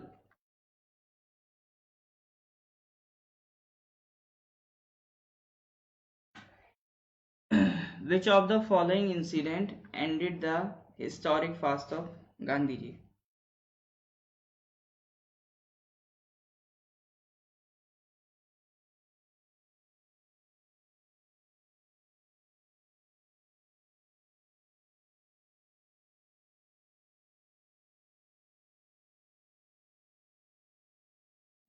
अच्छा, कल हम लोगों ने एक राउंड टेबल कॉन्फ्रेंस पढ़ी थी। हमने पढ़ा था कि 1929-30 में जैसे ही हम सिविल डिसोबीडियंस मूवमेंट लॉन्च करेंगे, ब्रिटिशर्स परेशान हो जाएंगे, इन सबको जेल में डाल देंगे, कई लीडर्स को, और एक कराएंगे first round table conference. First round table conference में वो इंडिया के सारे लीडर्स को इनवाइट करेंगे, कहेंगे इंग्लैंड आओ, लंदन बात करते हैं क्या इशू है, उनको रिजॉल्व करने की कोशिश करते हैं। बट गांधी जी डिसाइड कर चुके थे सिविल डिसोबीडियंस, बात ही नहीं करनी इनसे। तो फर्स्ट राउंड टेबल कॉन्फ्रेंस में न गांधी थे न कांग्रेस थी, ठीक है। तो इसकी वजह से फर्स्ट राउंड टेबल कॉन्फ्रेंस का कोई रिजल्ट नहीं आया। फिर हमने देखा कि जब फर्स्ट राउंड टेबल कॉन्फ्रेंस का रिजल्ट नहीं आया तो लंदन की तरफ से प्रेशर आया इंडिया के वाइसरॉय इरविन पर कि कुछ भी करो, गांधी जी को पटाओ और राउंड टेबल कॉन्फ्रेंस में लेके आओ। तो इसीलिए गांधी इरविन पैक्ट साइन होता है। कल हमने देखा था मार्च 5 1931 गांधी इरविन पैक्ट साइन हो गया आपका। तो इसमें गांधी जी की जो शर्तें थी कि सॉल्ट टैक्स वगैरह हटा लो तभी हम पार्टिसिपेट करेंगे, तो ये सब हटा लिया गया क्योंकि उम्मीद थी कि गांधी जी और कांग्रेस अगर जाएंगे, क्योंकि ये एक मास जो पॉपुलेशन थी इंडिया की उसके लीडर थे, तो ये लोग जाएंगे तो कुछ नतीजा निकलेगा। तो गांधी इरविन पैक्ट हुआ ही इसीलिए था ताकि गांधी जी को मनाया जा सके अगले राउंड टेबल कॉन्फ्रेंस के लिए। तो गांधी इरविन पैक्ट करने के बाद गांधी जी चल पड़े लंदन। कह रहे बापू टेंशन मत लो, टिकट विकेट सब हमारी तरफ से रहेगा, कोई टेंशन नहीं, बढ़िया फर्स्ट क्लास सुविधा देंगे। तो गांधी जी चल पड़े London second round table conference में। लेकिन सेकेंड राउंड टेबल कॉन्फ्रेंस में जब वो पहुंचते हैं तो वहां पर मामला बहुत गड़बड़ हो चुका होता है। यानी कई और भी लीडर्स होते हैं, आपका दलित लीडर्स होते हैं, आपका मुस्लिम समाज के लीडर होते हैं, हिंदू महासभा के लीडर्स होते हैं। तो यहाँ पर ये जो लीडर्स होते हैं वो अपने अपने सेक्शन की बात कर रहा है, कोई हिंदुओं की बात कर रहा है, कोई मुसलमानों की बात कर रहा है, कोई दलितों की बात कर रहा है। अब गांधी जी कह रहे थे कि वो सब हम बाद में डिसाइड कर लेंगे, पहले एक बार नेशन की बात हो जाए, नेशनल इंटरेस्ट की बात हो जाए। तो यहाँ पर जब कोई एक बात ही करने को रेडी नहीं है, सब अपने अपने इंटरेस्ट की बात कर रहे हैं, कोई नेशनल इंटरेस्ट की बात ही नहीं कर रहा है, तो गांधी जी कहेंगे इस कॉन्फ्रेंस से कोई नतीजा नहीं निकलने वाला। और वही हुआ, इस कॉन्फ्रेंस से कोई नतीजा नहीं निकला, ये कॉन्फ्रेंस भी हो गई फेल। काफी निराश हुई क्योंकि सेकंड राउंड टेबल कॉन्फ्रेंस से इंडिया वालों को भी उम्मीद थी, ब्रिटेन को भी उम्मीद थी कि कुछ नतीजा निकलेगा, कुछ एग्रीमेंट वगैरह इनसे साइन कर लेंगे। लेकिन जब सेकंड राउंड टेबल कॉन्फ्रेंस भी फेल हो गई, फिर ब्रिटेन वालों ने इन्हें गुस्से में, जैसे ही ये इंडिया पहुंचे, कहने लगे बापू तुम पे इतना खर्चा किया, तुम्हें फर्स्ट क्लास का टिकट दिया, फिर भी तुम फेल हो गए, तो तुम ऐसा है अब जेल जाओ। तो गांधी जी को ये लोग कहाँ भेज देंगे? जेल में, यरवाड़ा जेल इन पुणे, ठीक है। गांधी जी को भेज दिया यरवाड़ा जेल इन पुणे।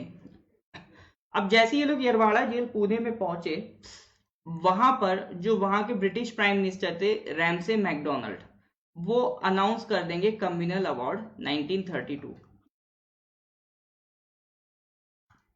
1932 में वो अनाउंस कर देंगे कम्युनल अवार्ड और कह देंगे कि जिस तरह से हमने मुस्लिम्स को और सिख्स को और क्रिश्चियंस को और अलग माइनॉरिटीज को, एंग्लो इंडियंस को, इंडो यूरोपियंस को हमने सेपरेट इलेक्टोरेट की व्यवस्था दी है, जिस तरह से मुस्लिम्स और अदर इंडिया की माइनॉरिटीज को हमने सेपरेट इलेक्टोरेट की व्यवस्था दी है, उसी तरह से हम सेपरेट इलेक्टोरेट लेके आएंगे दलित्स के लिए।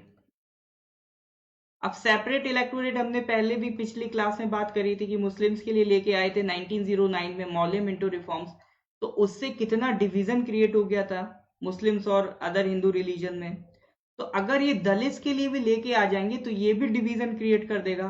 तो सेपरेट इलेक्टोरेट का मतलब था कि कंट्री में डिवाइड कर देना। अब दलित्स तो लेकिन थे तो हिंदू के ही पार्ट, अब हिंदू सेक्शन में से भी ये दलित्स को अलग करके कंट्री को बुरी तरह से डिवाइड करना चाहते थे। गांधी जी ने कहा अब बस बहुत हो गया, जितना तुम्हें डिवाइड करना था कर लिया, अब मैं नहीं होने दूंगा। तो गांधी जी चले गए आमरण अनशन पे, यानी फास्ट अंटिल डेथ, यानी जब तक मर नहीं जाऊंगा तब तक मेरा फास्ट रहेगा। तो इसके लिए गांधी जी ने बात करी अंबेडकर से, क्योंकि दलित लीडर कौन थे? अंबेडकर। कि अंबेडकर को अगर समझाया जाए कि सेपरेट इलेक्टोरेट खराब व्यवस्था है, तो ये बात मान सकती कि सेपरेट इलेक्टोरेट दलित के लिए कैंसिल हो जाए।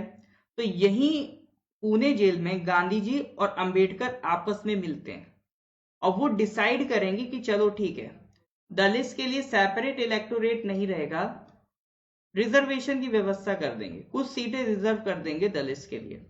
तो यहां जाके गांधी और अंबेडकर एग्री कर गए, ठीक है। तो इसी हिस्टोरिक फास्ट को एंड करा गया after the Gandhi Ambedkar pact, या फिर पुणे जेल में हुआ था, तो इसका नाम एक और है पूना पैक्ट। तो यहां पर गांधी जी ने फिर अपना व्रत तोड़ा था। ये हुआ था आपका 1932 में, ठीक है। तो यहां जाके फिर आपका साइन होता है पूना पैक्ट। तो करेक्ट आंसर इज आपका पूना पैक्ट, ठीक है। किस पैक्ट के बाद गांधी जी अपना फास्ट तोड़ेंगे? तो करेक्ट आंसर इज आपका पूना पैक्ट। इससे रिलेटेड जो भी हिस्ट्री थी वो मैंने क्लियर कर दी है, ठीक है। पूना पैक्ट क्यों हो रहा है? क्योंकि कम्युनल अवार्ड लेके आए थे 1932 में, उस कम्युनल अवार्ड के अगेंस्ट हमने क्या साइन करा? Poona pact with Ambedkar. तो ये भी पूछ सकता है कि पूना पैक्ट किस किस के बीच हुआ, ये भी ध्यान रखिएगा। किस किस के बीच हो रहा है? गांधी एंड अंबेडकर, गांधी और अंबेडकर के बीच हो रहा है आपका पूना पैक्ट। बढ़िया, नेक्स्ट आ जाइए। Who led the Bardoli Satyagraha in 1928? Morarji Desai, Gandhi ji, Mahadev Desai, Vallabh Bhai Patel.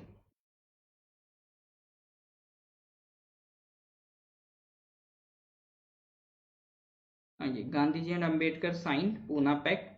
अब अगला सवाल है, who led the Bardoli Satyagraha in 1928?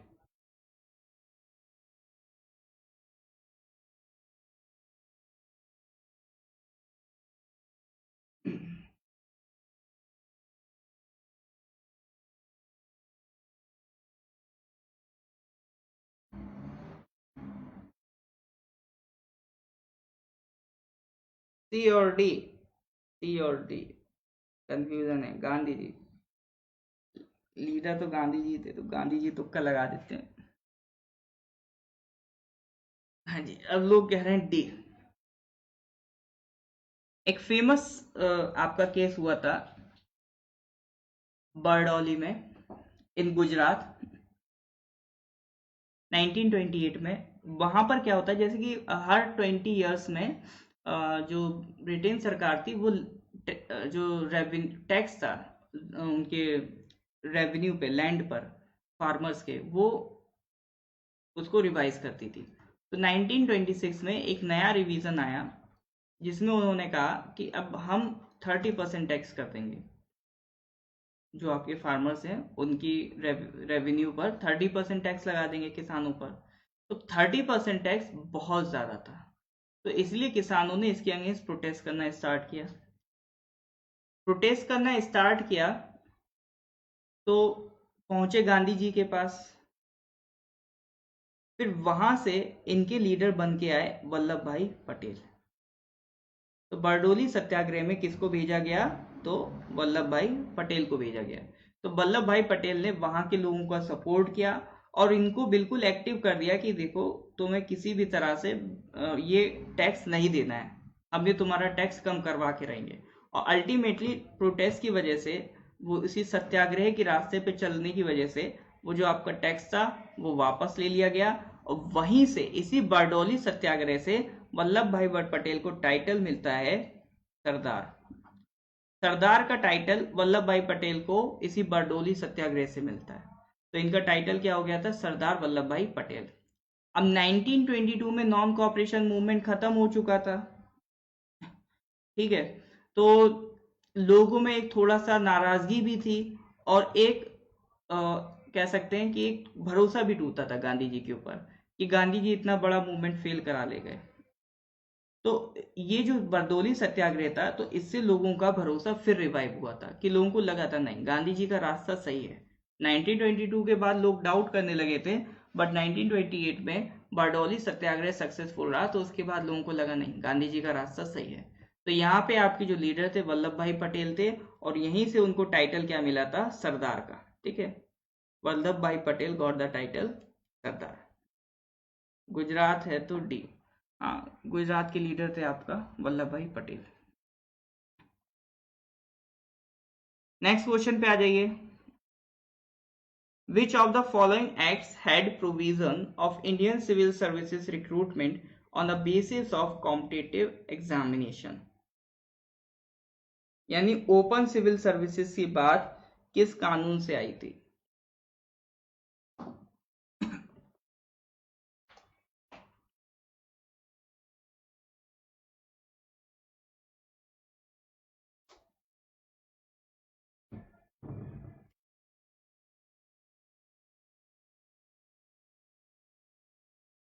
Open civil services examination की बात कहां से आई थी, किस कानून से? सही करेक्ट आंसर बताइए इसका। B option, government of India act 1858।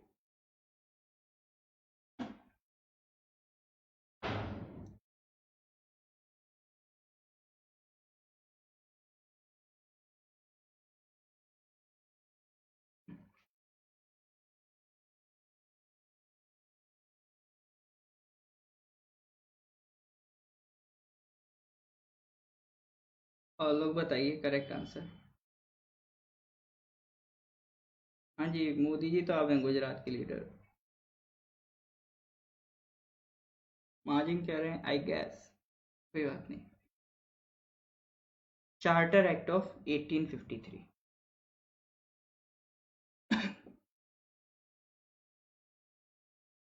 Correct answer is D. ठीक है, charter act of 1853। Sorry sorry, ये नहीं है, ये नहीं है, ये नहीं है, ये नहीं है। Correct answer is C.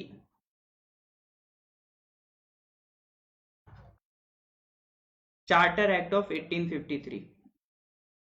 Open civil services के लिए बात यहीं से आई थी। Head provisions of Indian civil services recruitment on the basis of competitive examination.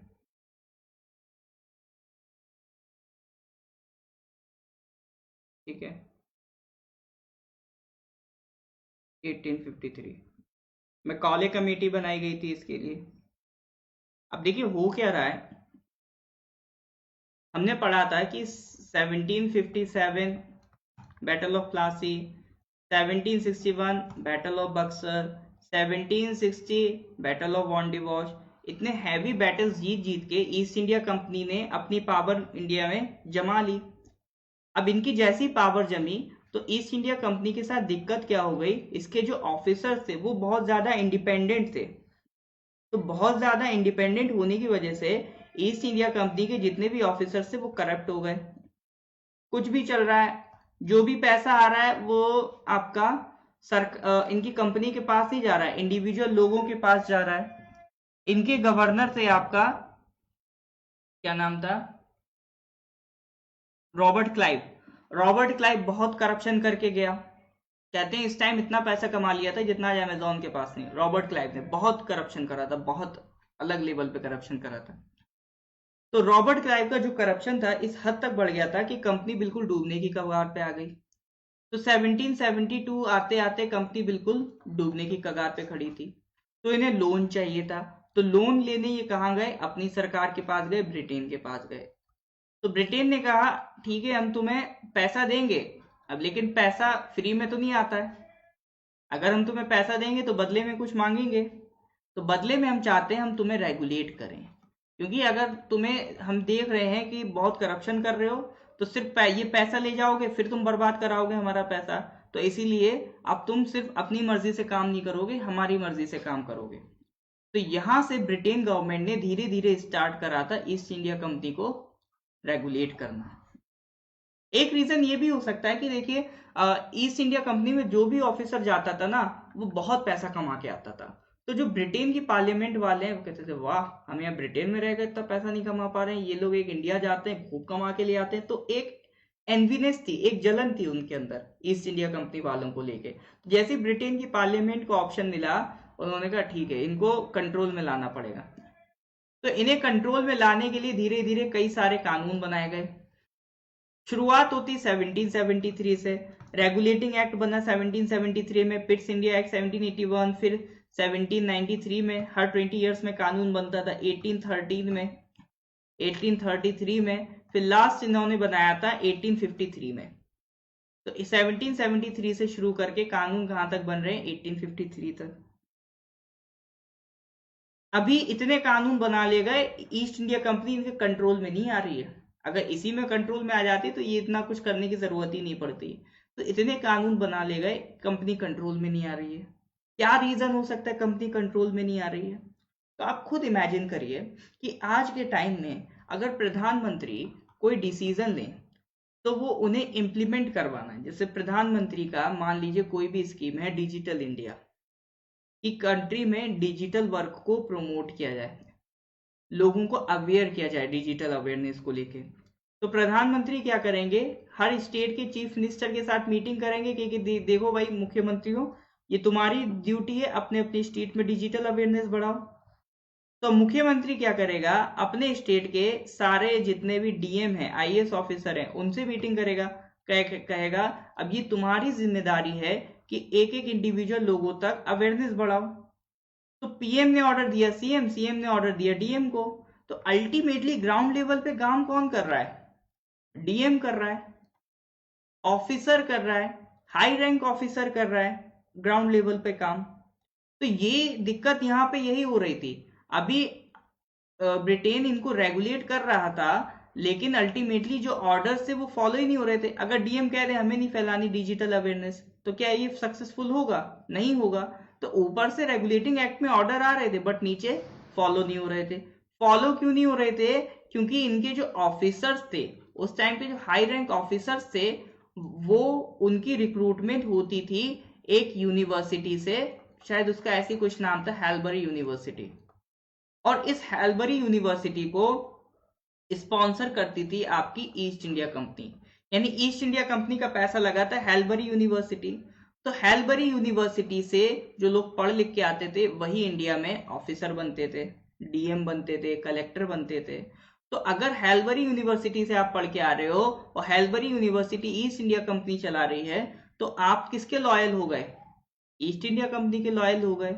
तो ग्राउंड लेवल पे सरकार, ब्रिटेन की सरकार कुछ भी करे, ईस्ट इंडिया कंपनी की ही चलती थी अल्टीमेटली। क्यों? क्योंकि ऑफिसर्स किसके कंट्रोल में थे? ईस्ट इंडिया कंपनी के। तो 1833 आते आते ब्रिटेन गवर्नमेंट को लग गया कि देखो असली मामला तो ये ऑफिसर्स हैं। 1833 में इन्हें ये बात समझ में आई। लेकिन 1833 में इन्होंने प्रपोज किया था कि हम ओपन सिविल सर्विसेज कराएंगे, ताकि ये जो हेलबरी से लोग उठ के चले आते हैं ये ना आ जाएं। Open civil services exam. तो अब जब ये पता चली ईस्ट इंडिया कंपनी को, तो वो तो परेशान हो गए, क्योंकि इन्हें पता था कि यही ऑप्शन हमारे पास बचा है कि अगर ऑफिसर भी हमारे हाथ से निकल गए फिर तो हम खत्म, फिर तो वाकई में हम इनके कंट्रोल में आ जाएंगे। तो 1833 में ईस्ट इंडिया कंपनी ने बहुत कोशिश करी कि ओपन सिविल सर्विसेज एग्जाम ना लगाया जाए। तो 1833 में तो नहीं लगा, बट अल्टीमेटली 1853 में जाते जाते ओपन सिविल सर्विसेज एग्जाम की प्रक्रिया स्टार्ट हो गई थी। और इसी को कहा जाता है फाइनल नेल। ठीक है, 1853 को क्या कहते हैं? Final nail in the coffin of, ठीक है, in the coffin of east India company. ठीक है, 1853 में अब आपका ये उन्होंने कह दिया था आखिरी कानून है, क्योंकि उन्हें खुद पता था इसके बाद अब ईस्ट इंडिया कंपनी कंट्रोल में आ जाएगी, और वही हुआ। 1853 के बाद ये लगाते ही ये अब ईस्ट इंडिया कंपनी का एग्जिस्टेंस हो गया खत्म। अब सब कुछ किसके कंट्रोल में आ गया? ब्रिटेन गवर्नमेंट के कंट्रोल में आ गया। ठीक है,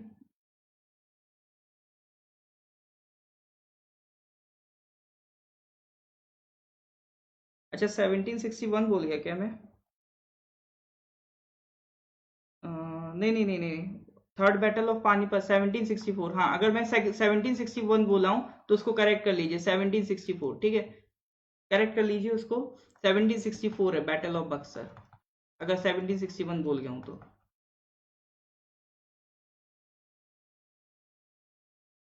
तो ये मैं कह रहा था 1853 में आपका एक open civil services exam finally जाके ओपन हुआ, और इसके लिए कमेटी बैठी। कमेटी का नाम क्या था?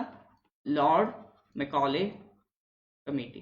ठीक है, लॉर्ड मैकॉले कमेटी।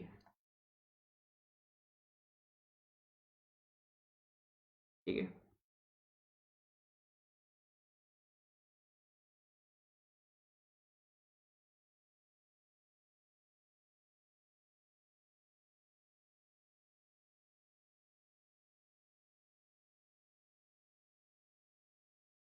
तो करेक्ट आंसर आपका क्या हो जाएगा, सी हो जाएगा, चार्टर एक्ट ऑफ 1853। तो नेक्स्ट क्वेश्चन पे आ जाइए। विच of the following governor general introduce the services of railway and telegraph system, ये बताइए। रेलवे टेलीग्राफ किसके टाइम पे आ रहा है?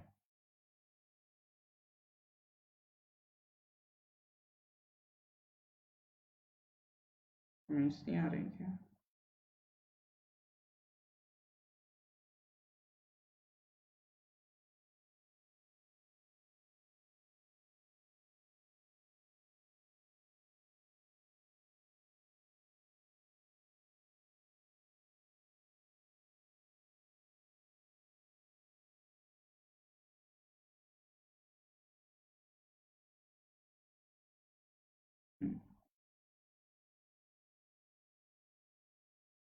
कमेंट्स का इश्यू रहता है इसमें थोड़ा सा।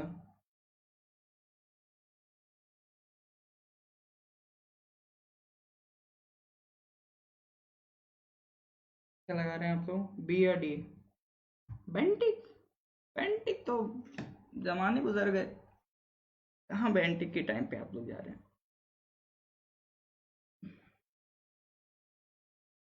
अच्छा, उसको हाँ करेक्ट कर लिएगा, हो सकता है फ्लो फ्लो में निकल गया हो, बैटल ऑफ बक्सर। ठीक है, ये कंफर्म है, बैटल ऑफ बक्सर आपका 1764। हो सकता है गलत बोल गया हूँ, तो इसको करेक्ट कर लिएगा, बैटल ऑफ बक्सर 1764 ही है। चलिए 1761 1757 बैटल ऑफ प्लासी था। 1761 में आपका थर्ड बैटल ऑफ पानीपत था।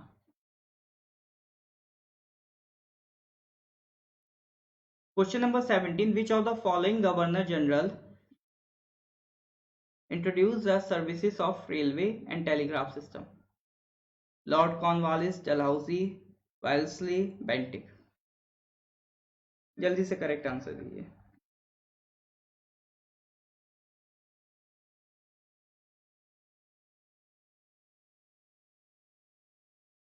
जल्दी से करेक्ट आंसर दीजिए। कॉर्नवालिस, डलहौजी, वेल्सली और बेंटिक। लॉब्स का आंसर आ रहा है डलहौजी, ओमान से देख करें डलहौजी, बी ऑप्शन।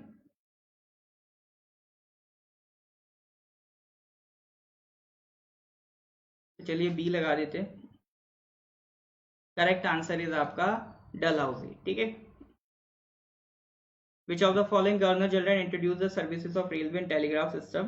डलहौजी। डलहौजी एक चीज के लिए और फेमस है, डॉक्ट्रिन ऑफ लैप्स। रेलवे इसी के टाइम में है, टेलीग्राफ इसी के टाइम में है, और डॉक्ट्रिन ऑफ लैप्स भी किसके टाइम में है? डलहौसी के टाइम में। डॉक्ट्रिन ऑफ लैप्स क्या था? ये एक पॉलिसी थी कि अगर मान लीजिए कोई राजा है और उसका जो सन है वो बायोलॉजिकल सन ना होके अडॉप्टेड सन है, मतलब उसका सगा बच्चा नहीं है, अडॉप्टेड सन है, तो वो किंगडम किसका हो जाएगा? ईस्ट इंडिया कंपनी को। है कोई सेंस इस बात का? कोई लॉजिक नहीं है, अजीब अजीब से रूल बनाए थे, इसीलिए लोग और गुस्सा आ गए थे लॉर्ड डलहौसी से कि क्या ये अजीब सा तुमने रूल बना दिया कि अगर सन तुम्हारा अडॉप्टेड है तो तुम किंगडम नहीं चला सकते, वो किंगडम ईस्ट इंडिया कंपनी के अंडर आ जाएगा। बट फिर भी इस बंदे ने ये रूल लगा के भी 50+ एम्पायर हड़प लिए थे। 50 एम्पायर करीब ऐसे थे जो इसने यही रूल लगा लगा के इकट्ठा कर लिए थे अपने पास। हालांकि लोगों को यकीन नहीं था ये काम भी करेगा कि नहीं करेगा। टेलीग्राफ लाइन इंडिया में पड़ चुकी थी। अच्छा, यही टेलीग्राफ लाइन काम आई थी ब्रिटिशर्स के इन 1857, क्योंकि जब रिवोल्ट हुआ था 1857 में, तो उस टाइम पर जो इंफॉर्मेशन पहुंचानी थी एक जगह से दूसरी जगह की, इंडिया में रिवोल्ट हो रहा है, एक्टिव हो जाओ, सप्रेस करो मूवमेंट को, तो वो इंफॉर्मेशन पहुंचाने के लिए भी आपका ये टेलीग्राफ लाइन काफी काम आई थी। Next question 18, who among the following Indian cracks the British Indian Civil Services exam in the first time of Indian history? India की हिस्ट्री में फर्स्ट इंडियन कौन था जिसने ब्रिटिश का Indian civil services exam crack किया था? वही हमने जो देखा ना 1853 में, वो ओपन सिविल सर्विसेज एग्जाम है, तो पहला इंडियन कौन था? बहुत टफ होता था क्योंकि एज एक तो बहुत कम होती थी 1920, फिर उसके बाद इंग्लिश वगैरह ये लोग बहुत हैवी डिमांड करते थे, ब्रिटेन की नॉलेज डिमांड करते थे। तो 19-20 ईयर्स की एज में जहाँ पर आधी से ज़्यादा आबादी इलिटरेट है, तो उसमें से कोई पर्सन इतना पढ़ लिख के वो एग्ज़ाम क्रॉस करे, बहुत बड़ी बात थी। आज का मतलब यूपीएससी बहुत छोटा है उसके मुकाबले, जो British Indian civil services exam निकालना होता था उस टाइम। तो फर्स्ट पर्सन कौन है?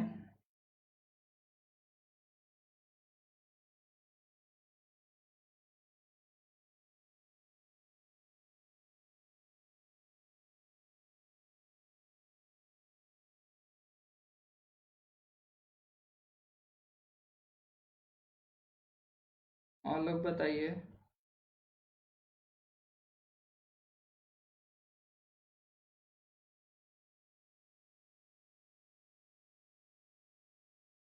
आर.सी. दत्त, बिहारी लाल गप्ता, सुरेंद्रनाथ बनर्जी या सत्येंद्र नाथ टैगोर? डी भी बोल रहे हैं, जली दादा कह रहे हैं डी, टाइम तामुक कह रहे हैं बी, बाकी लोग क्या कह रहे हैं? ए? पक्का? A and D? किसान कह रहे हैं ए एंड डी। एक ही ऑप्शन बताइए, ए या डी। चलिए, correct answer is Satyendra Nath Tagore. ठीक है, first person to crack the Indian civil services. जो आज आईएएस है उसका नाम पहले आईसीएस होता था। Indian civil services exam crack करने वाले Satyendra Nath Tagore was the first person. ठीक है, नेक्स्ट क्वेश्चन पे आ जाइए। Which of the following British official associated with local self government?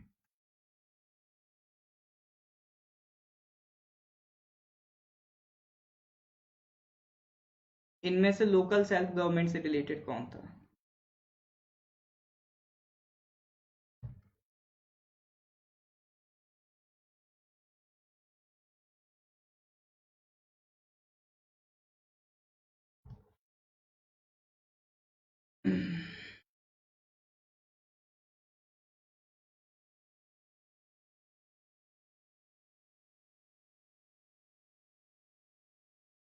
Lord Dufferin? नहीं जी, लॉर्ड डफरिन आपका तब थे 1885 में, जब कांग्रेस बनती है, कांग्रेस के टाइम थे लॉर्ड डफरिन। एक बहुत सीधा इंसान है इसमें।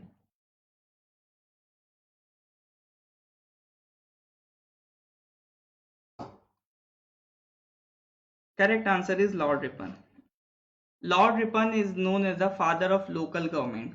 देखिए, लोकल गवर्नमेंट थोड़ी बहुत पहले भी एग्जिस्ट करती थी, लेकिन पहले क्या होता था, लोकल गवर्नमेंट में जो एग्जीक्यूटिव हेड होता था वो एक ऑफिसर होता था। बट लॉर्ड रिपन ने क्या स्टार्ट करा कि वहां का जो हेड है वहां का ही इलेक्टेड पर्सन होना चाहिए। एक काइंड ऑफ डेमोक्रेसी स्टैब्लिश कर दी इन्होंने लोकल गवर्नेंस में। इसीलिए लॉर्ड रिपन को हम याद करते हैं as a father of local governance. ठीक है, ये भी क्वेश्चन फेमस है। इंडिया में फादर ऑफ लोकल गवर्नेंस कौन था? Lord Ripon. बहुत सीधा आदमी था, वो कुछ भलाई करना चाहता था, कुछ इस तरह के फैक्ट्रीज एक्ट वगैरह भी लेके आया था ताकि थोड़ा बच्चों को रिलैक्सेशन दी जाए फैक्ट्रीज में काम करने से। तो काम तो ठीक ही कर रहा था, लेकिन ब्रिटेन को डर था कि ये अच्छे काम करेगा तो इन लोगों की आदतें बिगाड़ देगा, फिर ये लोग हमसे और अधिकार डिमांड करेंगे। अगर सुभाष चंद्र बोस वगैरह होते तो उसको भगा के कंप्लीट इंडिपेंडेंस ले ली होती उस टाइम। बहुत सीधा टाइप का आदमी था। Who among the following governor generals repealed the vernacular press act of Lytton? इसका आंसर बताइए, कौन सा गवर्नर जनरल था जिसने वर्नाकुलर प्रेस एक्ट रिपील किया था लिप्टन का?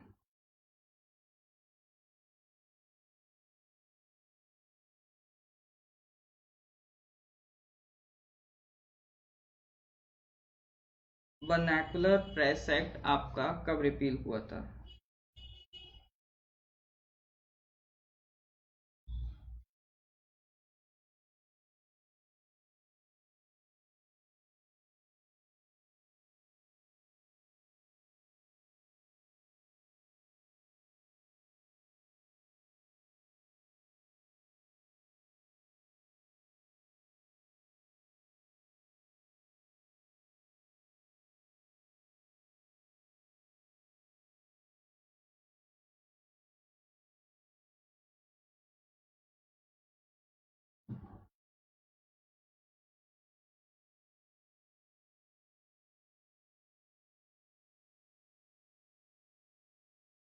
लॉर्ड रिपन ऐसी 1884 तक था।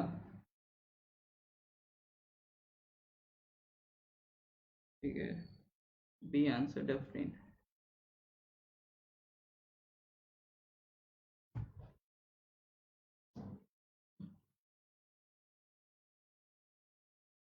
रिपन से पहले आया था लिटन, लिटन के बाद आया था रिपन। ठीक है, तो लिटन के बाद रिपन ने एक तो हमने देख लिया लोकल गवर्नेंस पे काम किया, और एक क्या करा उसने वर्नैकुलर प्रेस एक्ट भी रिपील कर दिया था। तो इसका भी correct answer is D. Who among the following governor generals repealed the vernacular press act? Correct answer is D. ठीक है, लॉर्ड रिपन ही इसका आंसर होगा। तो लॉर्ड रिपन आपका लोकल गवर्नेंस के लिए इन्वॉल्व है, और जो वर्नैकुलर प्रेस एक्ट है उसे भी खत्म करने वाला नन अदर देन रिपन था। वर्नैकुलर प्रेस एक्ट क्या होता है?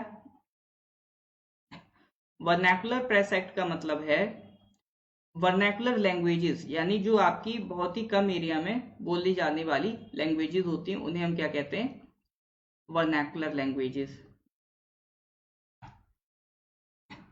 तो पहले के ज़माने में क्या होता था कि जो न्यूज़पेपर होते थे, एक तो आपका इंग्लिश वगैरह में भी आते थे, वर्नैकुलर लैंग्वेजेस में भी आते थे, लोकल लैंग्वेजेस में। तो लोकल लैंग्वेजेस में जो जो लोकल का आदमी है वो इंग्लिश तो पढ़ा लिखा होता नहीं था, तो वो अपनी लैंग्वेज का न्यूज़पेपर खरीदता था।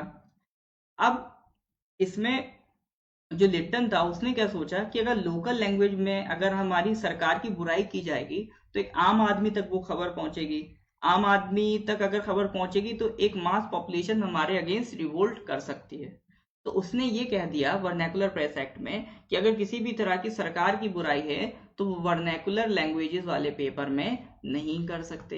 यानी सरकार को क्रिटिसाइज करना है तो सिर्फ इंग्लिश न्यूज़पेपर पढ़ो, क्योंकि इंग्लिश न्यूज़पेपर इंडिया के लोग पढ़ते नहीं थे, इसे ब्रिटिशर्स ही पढ़ते थे, तो उनसे उन्हें इतना खतरा था नहीं। तो वर्नैकुलर लैंग्वेजेस लाने का मतलब ही यही था कि वर्नैकुलर प्रेस जो भी है वो हमारे बारे में कुछ भी गलत नहीं छाप सकती। इंग्लिश न्यूज़पेपर थोड़ा सा हमें क्रिटिसाइज कर सकते हैं, बट वर्नैकुलर प्रेस कतई नहीं कर सकती।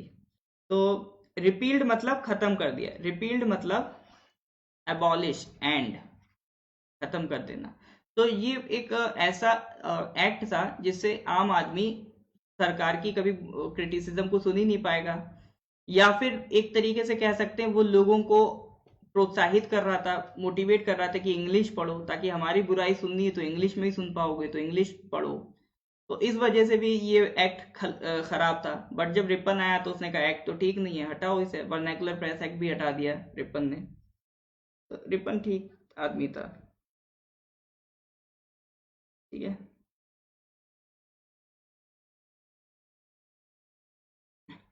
तो ये अपने 10 क्वेश्चंस फिर ज्योग्राफी के हो गए, 10 हिस्ट्री के हो गए।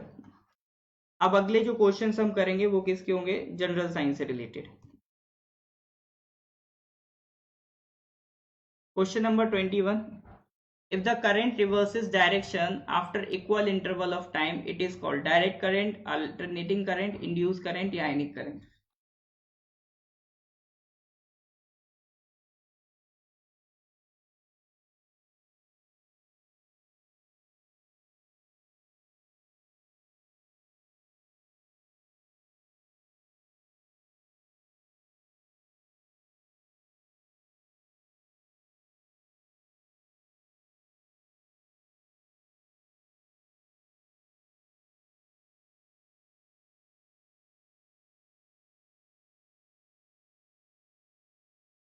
करेक्ट आंसर बताइए।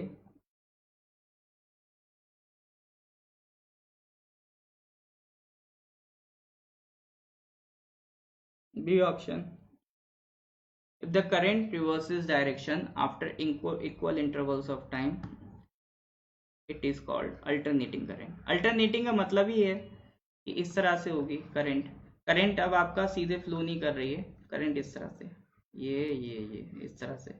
तो कभी वो करंट का मैग्नीट्यूड ज़्यादा हो जाता है, कभी कम हो जाता है, कभी डायरेक्शन बदल गया, कभी ऊपर डायरेक्शन है, कभी नीचे डायरेक्शन है, फिर ऊपर है, फिर नीचे है। तो जहाँ पर इक्वल इंटरवल ऑफ टाइम के बाद, यानी ये अगर टाइम टी है तो ये भी क्या होगा? टाइम टी होगा, ठीक है। तो after equal interval of time अगर करंट अपना डायरेक्शन बदलती है तो वो करंट कैसी कहलाती है? Alternating current. जो हमारे घर में आती है वो कैसी करंट है? अल्टरनेटिंग करंट है। अच्छा, करंट होती क्या है बेसिकली? जो हम कहते हैं ना current I, current I, current नहीं आती है। करंट एक वर्ड है अंग्रेजी का। तो किसी लिटरेचर वाले बंदे से पूछेगा, वो आपको बताएगा करंट का मतलब होता है फ्लो। कोई भी चीज फ्लो करे वो करंट है। ओशियन करंट, ओशियन के वाटर का पानी, ओशियन का जो पानी ऊपर का कुछ वाटर है वो फ्लो करता है, उसे क्या कहते हैं? Ocean current. आपका करंट अफेयर्स ले लीजिए। करंट अफेयर्स क्या है? जो आपकी जो डेली लाइफ की चीजें हैं, अफेयर्स मतलब मैटर है, वो फ्लो कर रहे हैं। तो जो डेली लाइफ में फ्लो हो रहा है वो क्या बन गया? करंट अफेयर्स बन गया। तो करंट का मतलब होता है फ्लो। तो करंट अगर कहीं वर्ड आ रहा है तो इसका मतलब कुछ फ्लो हो रहा है। तो इसी तरह से कई बार क्या होता है, जैसे एक एटम होता है, हमें उसमें पता है इलेक्ट्रॉन है, न्यूट्रॉन है, प्रोटॉन है। तो जब भी आपका एक पॉइंट से दूसरे पॉइंट इलेक्ट्रॉन फ्लो करेगा, ठीक है, तो जब भी एक पॉइंट से दूसरे पॉइंट इलेक्ट्रॉन फ्लो करेगा, फ्लो ऑफ इलेक्ट्रॉन, उसी को हम क्या कह देते हैं? करंट कह देते हैं। जैसे आपने पंखे का स्विच दबाया, फैन चलने लगा, तो फैन में करंट नहीं गई, करंट तो उस फ्लो को कह रहे हैं, गया क्या? इलेक्ट्रॉन। फ्लो क्या कर रहा है? इलेक्ट्रॉन। और उसी को हम क्या कहते हैं? करंट कह देते हैं। करंट दो तरीके की होती है, एक डायरेक्ट जो इस तरह से सीधे फ्लो करे, और एक अल्टरनेटिंग जो हमने देखा जिसका मैग्नीट्यूड डायरेक्शन चेंज होता रहता है। अब बिल्कुल ज्यादा डिटेल में नहीं जाना है, बिल्कुल बेसिक बेसिक बातें ही हम करेंगे। अल्टरनेटिंग करंट में क्या होता है? एक फ्रीक्वेंसी होती है। फ्रीक्वेंसी का मतलब होता है हाउ ऑफन, कितनी जल्दी जल्दी आप कोई काम कर रहे हैं। जैसे रिवीजन हो गया, आपकी रिवीजन की फ्रीक्वेंसी कितनी है? कुछ लोग कहेंगे 4 दिन में एक बार, 4 डेज में 1 टाइम। कुछ कहेंगे मेरा रिवीजन होता है 3 दिन में एक बार।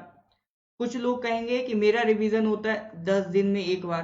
तो ये क्या है? आपके रिवीजन की फ्रीक्वेंसी, कि आप कितना जल्दी जल्दी उसको रिवाइज कर रहे हैं। इसी तरह से करंट में होता है। करंट में क्या है कि ये पॉइंट है और ये एक पॉइंट है, तो आप एक जगह पर बिल्कुल जीरो पर हैं, फिर कुछ टाइम बाद आप जीरो पर आएंगे, फिर उसके कुछ टाइम बाद आप अपनी साइकिल रिपीट करेंगे। ये क्या है? एक पूरी साइकिल है। आप एक पॉइंट से स्टार्ट करें, ऊपर गए, फिर नीचे गए, फिर ऊपर गए, फिर बिल्कुल यही साइकिल आगे रिपीट हो रही है। तो अगर ये पूछे कि how often you are repeating your cycle, आप कितनी तेजी से अपनी साइकिल बदल रहे हैं, तो वो हो जाएगी आपकी frequency. How often you are changing your cycle, कितनी तेजी से आप अपनी साइकिल बदल रहे हैं, वो हो जाएगी आपकी फ्रीक्वेंसी।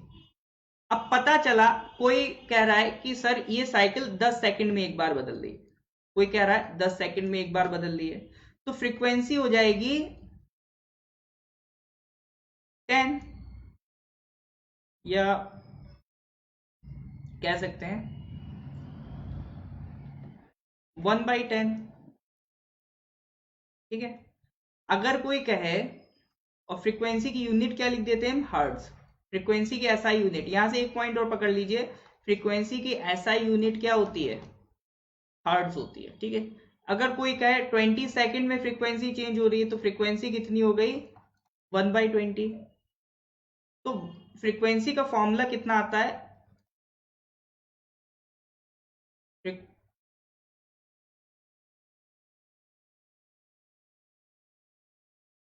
फ्रीक्वेंसी का फॉर्मूला क्या होता है? 1/t, ठीक है।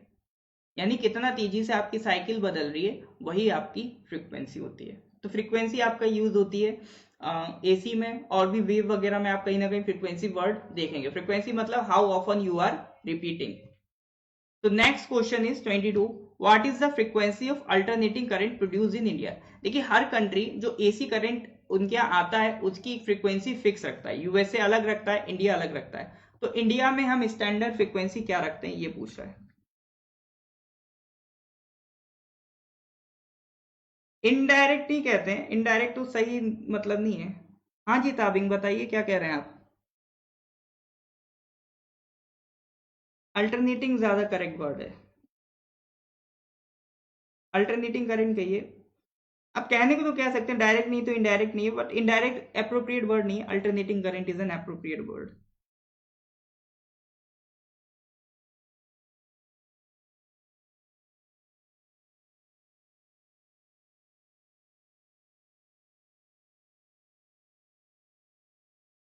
ऑलराइट, इंडिया में जो स्टैंडर्ड फ्रीक्वेंसी है वो कितना है? 50 हर्ट्ज है। 50 hertz is the standard frequency of alternating current produce in India. इसको याद रखिएगा क्योंकि ये जनरल नॉलेज अवेयरनेस का सवाल है, ठीक है? आएगा तो डायरेक्ट आएगा। अब वो आपसे फ्रीक्वेंसी डिफाइन करने के लिए नहीं पूछेगा, बट डायरेक्ट फ्रीक्वेंसी पूछ लेगा, एसी की बताइए। अब जैसा यूडीसी का पेपर आया है उस हिसाब से हमें थोड़ा जनरल साइंस में भी अच्छे से क्वेश्चन करके चलने हैं, हर एक टॉपिक से थोड़े थोड़े क्वेश्चन कर लेने की एटलीस्ट अपना बेसिक बन जाए। नेक्स्ट क्वेश्चन 23 बहुत आसान है। IRNSS, ये साइंस टेक्नोलॉजी का सवाल है। IRNSS क्या है? Navigation satellite, space mission, Mars mission, जियो स्टेशनरी सैटेलाइट, बताइए।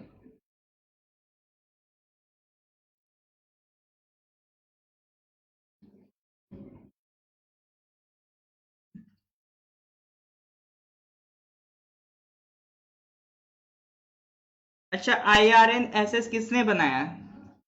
अगर करेक्ट आंसर ए है नेविगेशन सैटेलाइट, तो IRNSS की फुल फॉर्म बताइए और किसने बनाया है IRNSS, ये बताइए। एक टाइम पे बहुत न्यूज में था, यूपीएससी ने बहुत सवाल किए हैं IRNSS से, प्रीलिम्स में भी किए, मेंस में भी किए, और जो चीज यूपीएससी छोड़ देता है पीसीएस उसको उठा लेता है।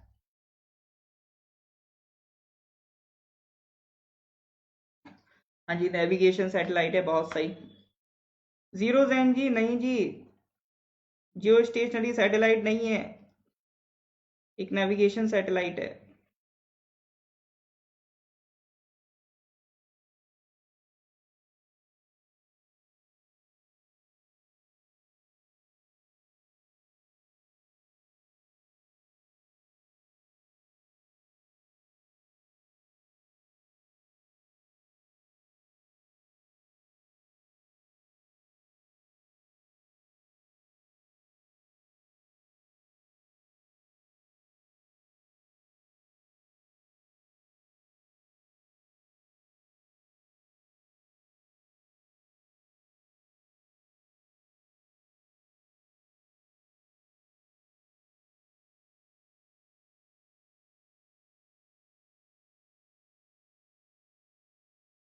बहुत बढ़िया।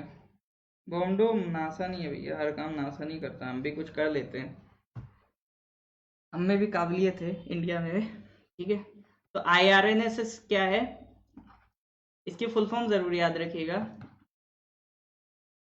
Indian regional navigation satellite system, ठीक है? ये एक नेविगेशन सैटेलाइट है designed by ISRO, Indian space research organisation, ISRO. बढ़िया। नेक्स्ट क्वेश्चन पे आ जाइए। The largest cell is nerve cell, ovum, the egg of an ostrich, none of the above. Largest cell बतानी है अब आपको।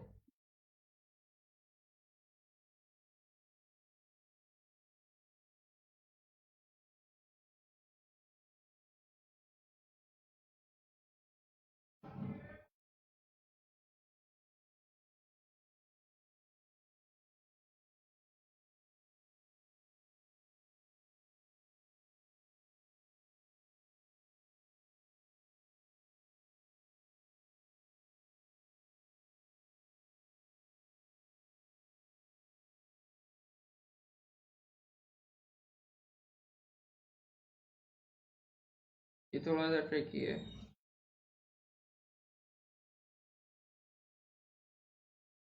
Not sure C, the egg of an ostrich. Open कह रहे हैं नॉट श्योर सी।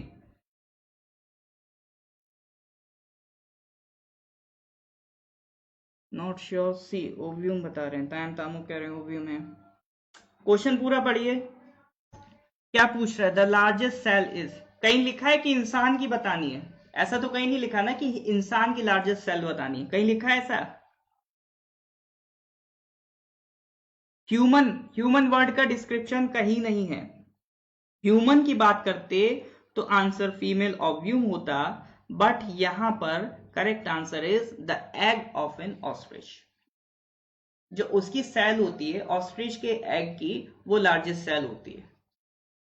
बट अगर human की बात करते तो आंसर हमारा ओव्यूम होता। करेक्ट। तो इसको थोड़ा सा ध्यान रखिएगा, लार्जेस्ट सेल दुनिया में एग ऑफ एन ऑस्ट्रिच है। अच्छा सवाल था। नेक्स्ट क्वेश्चन, ह्यूमन सेल कौन सी है लार्जेस्ट? लार्जेस्ट ह्यूमन सेल बताइए। अब ये तो मेरे ख्याल से बन ही जाएगा। ह्यूमन में लार्जेस्ट सेल कौन सी है? ओव्यूम। ठीक है, बट ये ह्यूमन में आएगा। ठीक है, अगर मेल में आएगा तो आंसर ओव्यूम नहीं होगा, क्योंकि मेल में ओव्यूम सेल नहीं होती है, तो उसको भी ध्यान रखना है। अच्छा, लॉन्गेस्ट सेल कोई पूछ ले तो याद रखिएगा नर्व सेल होती है। तो फील कर भी सकते हैं लॉन्गेस्ट सेल कौन सी होगी? नर्व सेल होगी। ठीक है, तो आज कितने 3 क्वेश्चन शायद फिजिक्स के, 2 फिजिक्स के थे, 2 बायो के कर लिए, एक ऐसी अपना IRNSS वाला साइंस टेक्नोलॉजी का, ये 5 सवाल कर लिए।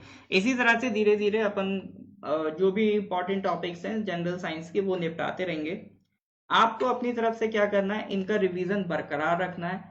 आपकी जो रिवीजन की फ्रिक्वेंसी है वो अच्छी होनी चाहिए, कम नहीं होनी चाहिए, ज्यादा होनी चाहिए। ठीक है, तो रिवीजन अपना ज्यादा से ज्यादा बरकरार रखिए, वही आपको एग्जाम में हेल्प करने वाला है। ठीक है, कितना आप कर सकते हैं एग्जाम में, ये डिपेंड करेगा कि आपका रिवीजन कितना अच्छा है। एग्जाम के लिए टाइम कम बचा है तो इस पर फोकस मत करिए कि नया कुछ पढ़ लूं, बहुत ज्यादा नए के चक्कर में नहीं पढ़ना है। जो पढ़ चुके हैं उसी पे ध्यान रखिए, उसी पे रिवीजन करिए। 50 किताबें नहीं लगानी, कोई एक किताब पकड़ लीजिए, उसके हिसाब से चलिए। ठीक है, 50 मटेरियल में नहीं पढ़ना है, लिमिटेड मटेरियल में पढ़ना है। जितने आपने नोट्स वगैरह बनाए हो या आपके पास कोई बुक हो उसको लगा लीजिए।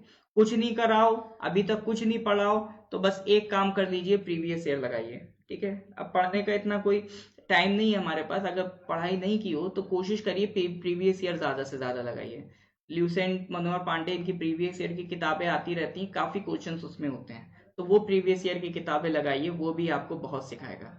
तो उम्मीद करता हूँ कुछ नया सीख के जा रहे होंगे आप लोग क्लास से, यही मेरा रोज का फोकस रहता है कि कुछ ऐसा बताऊं, कुछ नया करूं, ताकि आपको लगे कि हाँ क्लास आने का फायदा हुआ है, क्योंकि टाइम आपके लिए भी इम्पोर्टेंट है, हमारे लिए भी इम्पोर्टेंट है।